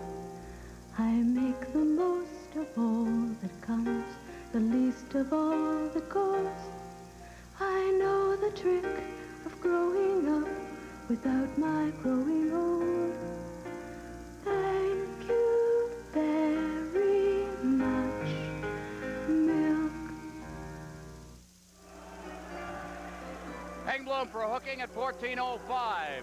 Face-off in the Team Canada end. Taking the draw for the Soviets will be Vladimir Golikov, one of two brothers. The other brother, the elder, is not playing in this tournament. Kazatunov now to Drozdetsky. Drozdetsky trying to get set. Kazatunov, Drozdetsky, he gets it across, and fanning on it as he tried to get the shot away was Golikov. Now against the boards, Kazatunov out at center ice, Drozdetsky. Drozdetsky, number 13, over the line. Over to the far side for Gimayev. Back to the point now. Fedisov clears it in. Back to the point. They move it around well. Fedisov. And he put it off Goring's leg. Fedisov gets it again. Here's the shot. It's right on. The rebound is shoveled away by Hartsburg. Hartsburg moving up. So is Gainey. Hartsburg tips it out to center ice. And here's Goring with Hartsburg. And he fights off the check with Gimayev. And Goring gets it. Goring turning at center ice. Goring ahead for Gainey. Back to Goring. He's over the line. Goring getting set, and as he got set, coming back was Gimayev, and he starts out. Gimayev dropping it back for Kazatunov. Larionov behind the net for Fedisov. Fedisov, Trottier moving in against the boards with Potvin. Puck is cleared in front of the net. Makarov picks it off. He's at center ice, feeds it down ice to Krutov. Krutov in, it's off a stick. Potvin goes down, the puck is loose inside the zone. Makarov out in front, and it rolled off his stick. That was Krutov, number 9. Puck is chipped up into the crowd, called for a face-off. 31 seconds left of the penalty. Anglo 4:26 in regulation time. Butch Goring and Bob Gainey doing a great job of killing off that penalty, you know, but right now, and they were even going to the attack, but it's pretty difficult with 4:26 remaining, down 4 goals to sustain any kind of attack, especially when you're shorthanded late in the hockey game. Vladimir Krutov, 25-goal scorer in his league last year in 45 games, plays with the Central Red Army. This is his first big international tournament. A memorable time for him. As Kazatunov is checked and Trottier chasing it down at center ice. It goes down over the line. Middleton down against the boards. Middleton looking for a man in front as Larionov comes back to make the check on him. The Soviets with Fedisov now at the side of his net, parks himself behind. And the Soviets will start out. Shalimov, at least Makarov. Kazatunov, a lead pass over the line. Larionov getting set. He shoots. He scores! Larionov makes it 6-1 with 4 minutes remaining.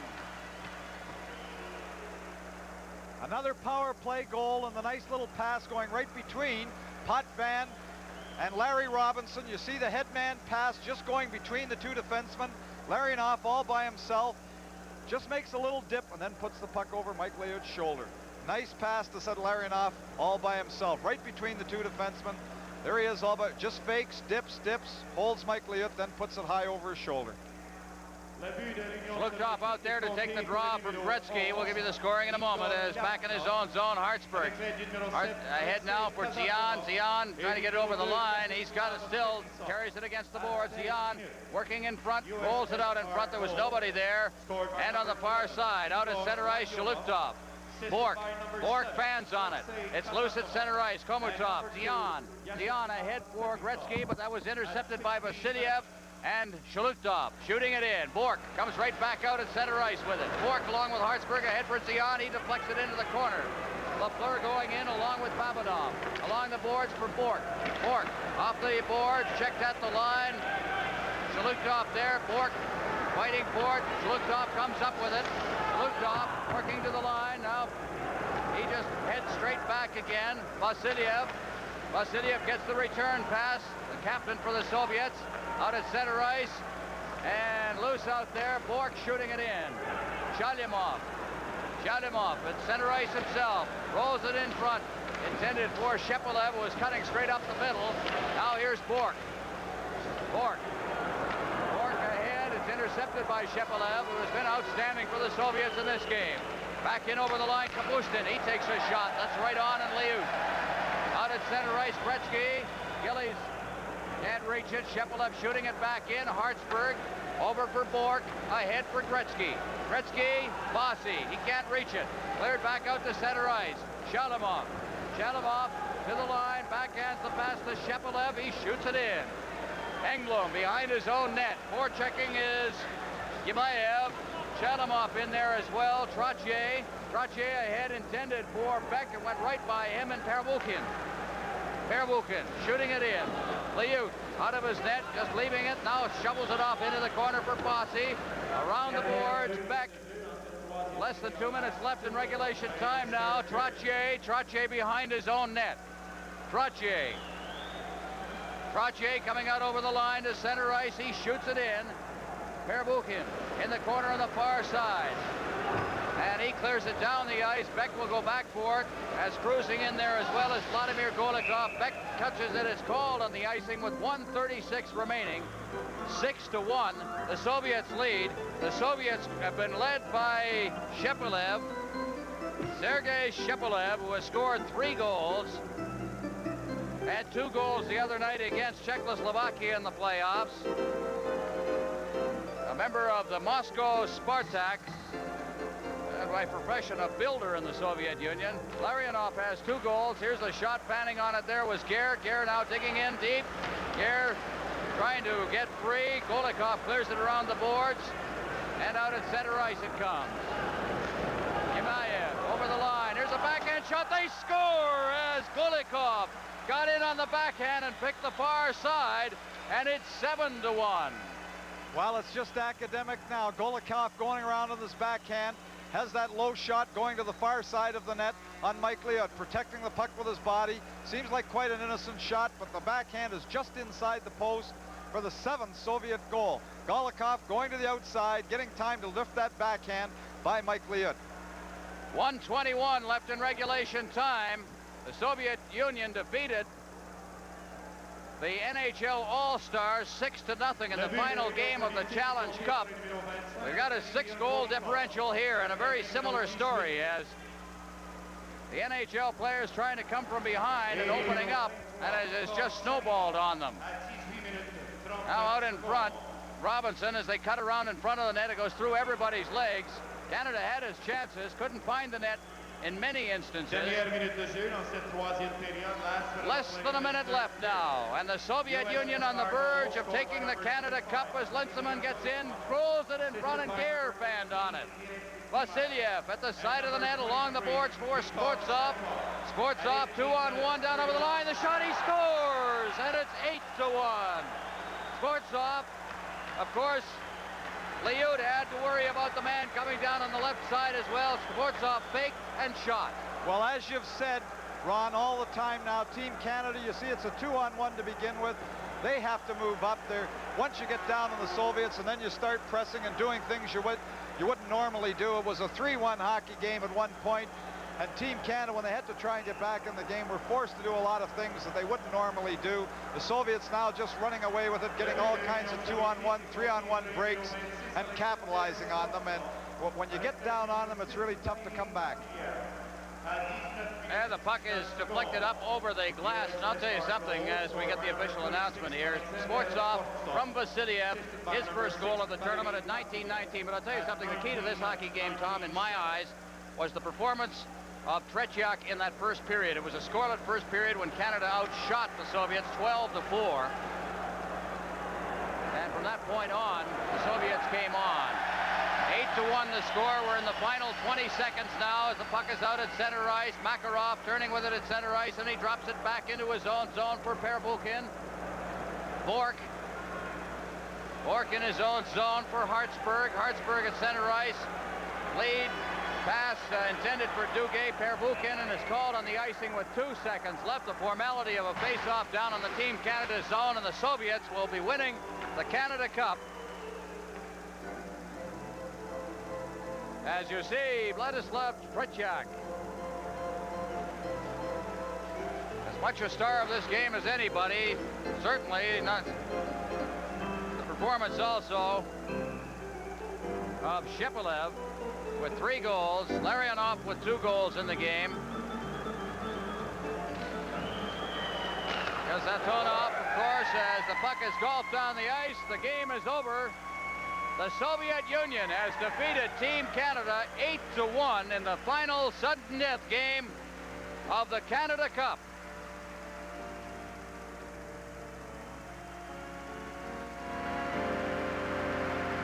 And the Soviets surround Vladislav Tretiak. They're a happy lot. Final shots on goal in the game. Canada 27. The Soviets 26. In that final period, Canada only had 4 shots. It was 8-4 in the final period. But I'll tell you something, they had an awful lot of action around that Soviet net, and perhaps the fact that they couldn't capitalize, couldn't put the shots on the net in that period was as much a difference as anything. Well, after the 3rd goal, the power play goal by Shepelev when he was in front of the net, after that goal, Team Canada was forced to do a lot of things that they might normally do, and you can't do that with the Soviets. If you press down from the blue line, you get caught with the 3rd forward in, you do things that aren't great defensive plays, trying to get back in the hockey game, and the Soviets were patient enough to wait for those mistakes that Team Canada would make, and when they break out, they don't make any mistakes, and they just ran it up after the 3-1 score, taking advantage of all kinds of Team Canada defensive mistakes, trying to get back in the hockey game. Ladies and gentlemen, planters and Labatt's are pleased to present Inuit soapstone carvings to the most valuable player from each team, as selected by a panel of international media representatives. Acceptant le prix planters de l'équipe de l'Union soviétique, présenté par M. Ronald Adlam, vice-président de Standard Brands Limited, receiving the Planters Award from Team USSR. Presentation be made by Mr. Ronald Adlam, Vice President of Standard Brands Limited. Well, the presentation of the most valuable players. Vladislav Tretiak. Well, there's the outstanding player for the Soviets, and we mentioned it near the end of the game. I thought the key performance in the game was that first period that Tretiak put in.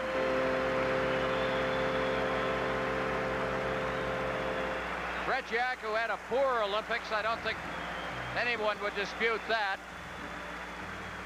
The 1980 Olympics, came back, was an all-star during the World Championships in Sweden this last spring, and comes on here to win the Outstanding Player Award in the championship game for the Canada Cup. Acceptant le prix Labatt de l'équipe du Canada, présenté par M. Sidney M. Holland, président des brasseries Labatt Limited. Receiving the Labatt Award from Team Canada, presentation will be made by Mr. Sidney M. Holland, president of Labatt's Brewing Company. Le gagnant, the winner, Brian Trottier. Brian Trottier for Team Canada. Trottier in the game, of course, Canada with just the 1 goal, picked up an assist. He has been outstanding throughout the tournament.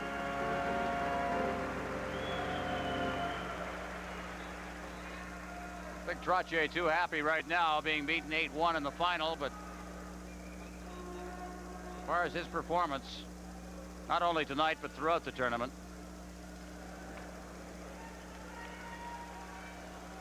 And coming up will be the Diamond Ring.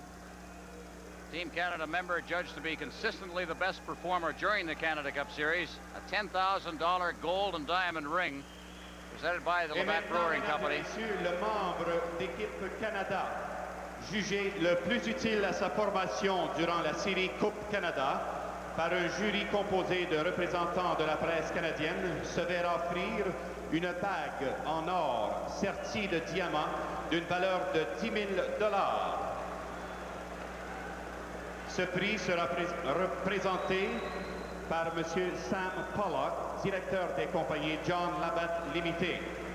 And now, ladies and gentlemen, the Team Canada member judged to be the most valuable during the Canada Cup Series by a panel of Canadian news media representatives will be presented with a $10,000 diamond and gold ring by Mr. Sam Pollock, director of John Labatt Limited. Le gagnant chez l'équipe Canada, Mike Bossy. Well, Mike Bossy in the tournament scored a total of 8 goals, had 11 points in the tournament. There you see the ring, designed by Don Pritchard, commissioned to create a one-of-a-kind ring, and Mike will treasure that one. Bossy had 3 game-winning goals during the tournament. Pour le meilleur joueur du tournoi, tel que choisi now the top player in the series. Qui ont suivi toute la série. Le président de Standard Brands Limited, Monsieur John R. McDonald, remettra le prix. And now the presentation of the Planters' Outstanding Player of the Tournament Award, as selected by a panel of international media representatives who have followed the tournament throughout. The Planters Award will be presented by Mr. John R. McDonald, President of Standard Brands Limited. Le gagnant de la montre Santos en or massif de la collection Les Mostes de Cartier. The winner of the solid gold Santos watch from Les Mostes de Cartier. From Team USSR de l'Union soviétique, Vladislav Tretiak. Well, why not? Tretiak. And he's going to get a standing ovation from the floor here. Vladislav Tretiak played his first international game in here against the Montreal Junior Canadian All-Stars. There's the watch that Tretiak will be taking home to Moscow. He was beaten by the Montreal Junior Canadians 9 goals that night. That was a team that included Gilbert Perreault, Richard Martin, so many great players, Ray-Jean Houle, Marc Tardif.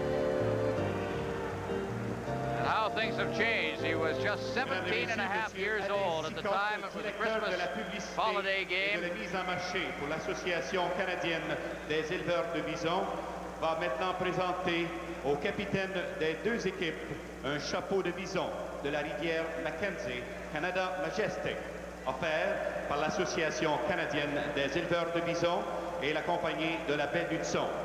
Ladies and gentlemen, Mr. Alan Seacott, Manager of Advertising and Marketing for the Canada Mink Breeders Association, will now present a Mackenzie River Canada Majestic Mink hat to the captain of both teams on behalf of the Canada Mink Breeders Association and the Hudson Bay Company.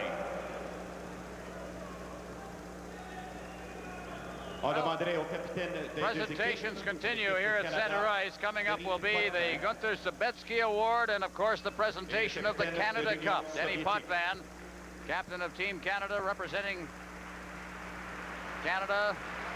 Valery Vasiliev. Many think that this will be his last tournament. Well, he's a veteran player, both of them trying on their new hats, certainly, and posing for photographers. And 2 great hockey players. Denny Potvin, I thought, played a terrific game against the United States in the semifinal, perhaps his best game of the tournament. Valery Vasiliev, the great veteran who has played so long, such a strong hockey player. Not a spectacular player, but never seems to make mistakes and has taken over the big skates or big shoes of Boris Mikhailov, the former captain. Qui remettra le premier prix Sabetsky now the Gunther Sabetsky Award. 1981, qui, à son avis, a le mieux représenté la philosophie du hockey. This one's named after the president of the International Ice Hockey Federation. Gunther Sabetsky, president of the International Ice Hockey Federation, will present the first Sabetsky Award to the player in Canada Cup 1981, who, in the president's opinion, has contributed most to the spirit of international hockey during this tournament. Le gagnant du premier prix Sabetsky, the winner of the first Sabetsky Award de l'équipe du Canada from Team Canada, Guy Lafleur. How about that? Guy Lafleur, who I thought played very well tonight as well, and especially when Canada got behind, he started to fly. Yeah, he skated as hard as he could both ways. There was one shift that he went right down. He ripped a shot from the side of Tretiak. The puck came right back into the Team Canada end, and who was the first guy back checking? But Guy Lafleur. Lafleur, a great player when his team's behind. He can really motor and get motivated. Maintenant, pour le deuxième prix Sabetsky, celui-ci sera remis aux joueurs de l'équipe du Canada ayant représenté cette formation durant plusieurs tournois internationaux. Second Sabetsky Award will be presented to the Canadian player who has played in most international tournaments for Canada. En 1972 et 1972, the Canada-Soviet Series. En 1976, 1976, the Canada Cup. En 1978, the World Championship at Prague. In 1979, la Coupe du Défi. Et également cette année, en 1981, pour la Coupe du Canada. De l'équipe du Canada, from Team Canada, Marcel Dion. You know, very much forgotten is the number of times that Marcel Dion has represented this country, gone over short notice, usually after the Los Angeles Kings have been eliminated. Played very well. He's made all-star teams in the World Tournament.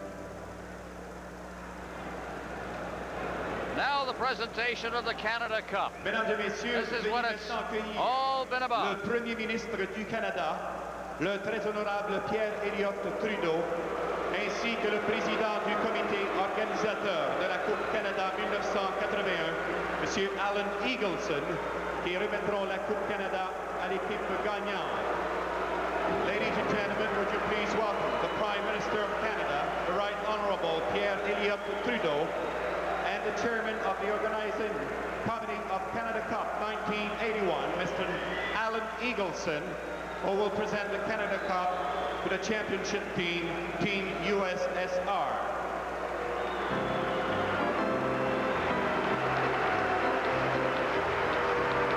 Well, the big question is, will they be able to lift it over their heads? The solid nickel Canada Cup. Soviet players will think that the reward is another weight to increase their strength for the next tournament rather than taking the cup home.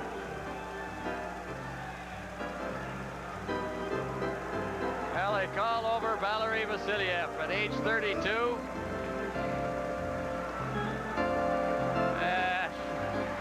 Prime Minister handled it very well.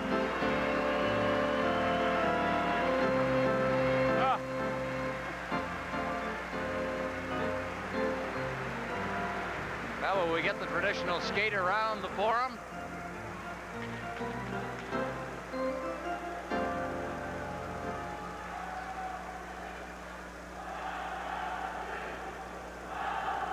Vasiliev has been, well, a veteran of the 1972 series, as a matter of fact.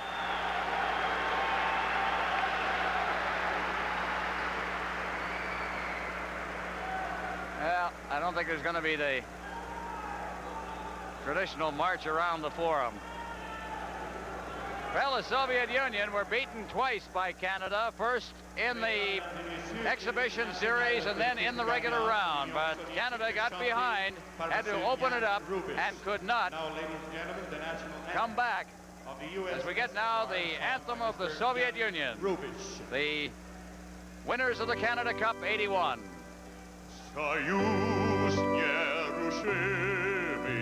Republik swobodnych splodzila na wieki wielka Rus. Ja zdrosuje sozdany wolę narodów, jedyny могучий Советский Союз. Славься Отечество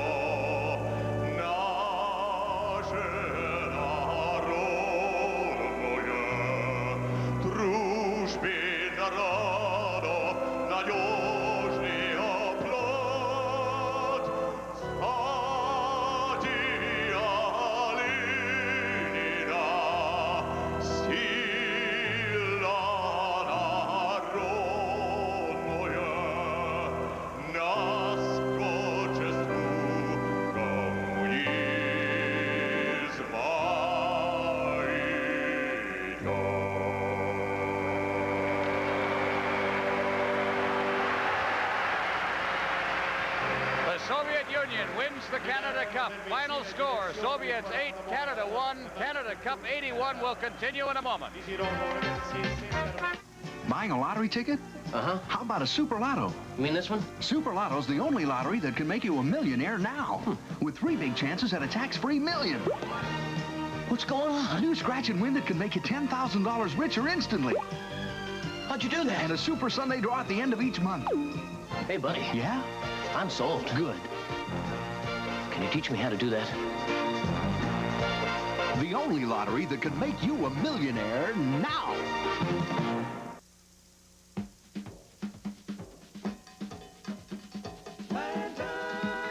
Planters nuts are crunchy, delicious, tasty, munchy. Every day they're roasted, crunchy, golden, toasted.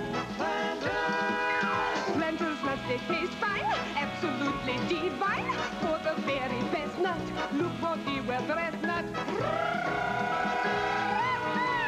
Planters, a real class act. Sundown, feel the magic move ya. Sundown, feel it moving through ya. Hold on, just a little longer. Sundown, keeps on getting stronger. Watch my spirit ascending like one more chance to catch the light. When you're smiling, keep on smiling. Blue smiles along with you. The champions of Canada Cup 81, the Soviet Union, having their photo taken at the Montreal Forum after demolishing Team Canada by a score of 8-1. The ironic part of it all is they finished with identical records, though, in the Canada Cup. 5 wins, a tie, and a loss. But in the sudden death final, the Soviets take home the Canada Cup. Eddie Westfall, a final comment from you on this game. Somehow I'm reluctant to say that they are a better hockey team, Bernie, but they did present themselves tonight, as did Team Canada, and reversed the roles. The other night it was all Team Canada. Maybe the change in goaltenders for the Soviet Union had a lot to do with it. Treychak in the early part of the early part of the game was really the thing that turned it around for the Soviet Union. The score 8-1 does not represent the whole play of the game, obviously, but it has to go down in record. Shepelev has 3 goals. He ended up the top goal scorer for the Soviet Union in Canada Cup 81, and in an 8-1 game, he got the winner tonight. He got the winning goal, and it was not what you would call one of the great goals of the game. Fedosov goes behind the net, number 2. We mentioned before in the highlights, watch Brian Trottier ring his bell right there. The puck comes out in front. 2 Canadians miss the puck as it dribbles right out between the legs of both Canadians to Shepelev. Now, his backhand shot here didn't look like it was going to make it to the net, but it did. Gillies had hit him earlier, and he got up before Clark Gillies, put his stick on the puck and dribbled it through all the legs, and it was in, and that was the goal that did Canada in. Thank you, Eddie, and pleasure working with you again, and thanks for joining us on CTV during Canada Cup 81. My pleasure, Bernie. Okay, and we'll be back with Alan Eagleson. Canada Cup 81 will continue in just a moment. For the best in motion picture entertainment. This season and every season. My name's Henry Brubaker. Robert Redford stars in Brubaker, just one of the great motion pictures in CTV's library of hit movies. Films that will lift you up and away to comedy, adventure, and drama. Movies like Superman, Every Which Way But Loose, and Bette Midler in The Rose. Next time you'll know who I am. I am the Rose. The Rose! CTV fans across this country are jumping with joy and excitement at our great movie lineup, which includes 10, The Buddy Holly Story, China Syndrome, Dom DeLuise in Fatso, The Great Santini, Caddyshack, Revenge of the Pink Panther, plus many more. This season and every season, the very best in motion pictures will be on CTV. There's also an exciting lineup of super specials this season, with your favorite stars returning to headline.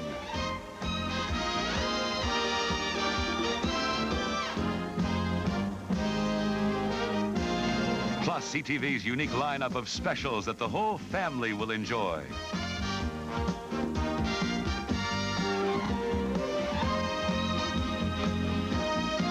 Superstars and super movies this season and every season. It's just one more reason why you should always The first to CTV. We're back at the Montreal Forum, the Soviet Union defeating Team Canada tonight. And with us, we have Alan Eagleson. And Alan, I think it's safe to say the Soviets are just like precision. Oh, you can't take anything away from them. They got the goaltending in the early going when we should have had 3 or 4 goals in the first period. We couldn't put the puck past Tretiak, and when they got their chances, they got it past our man. I feel sorry for every one of our players. They gave all they had. Score 8-1 goes in the record books, but it was one hell of a good hockey game. I don't think anybody wants their money back, although our hearts are a little saddened by not defeating the Soviets. But when you have a tournament like this, and everybody works as hard as they do, you can't guarantee a victory, and our opportunity now is to have another one and see how we do the next time. Talk about total commitment. Team Canada, the team really put out, and you did as well, Alan Eagleson, and you're to be congratulated for all the hard work putting Canada Cup 81 together. It's not nearly as much fun as winning, but we were there, we're in the final, we did that part of the job, and next time we'll get them.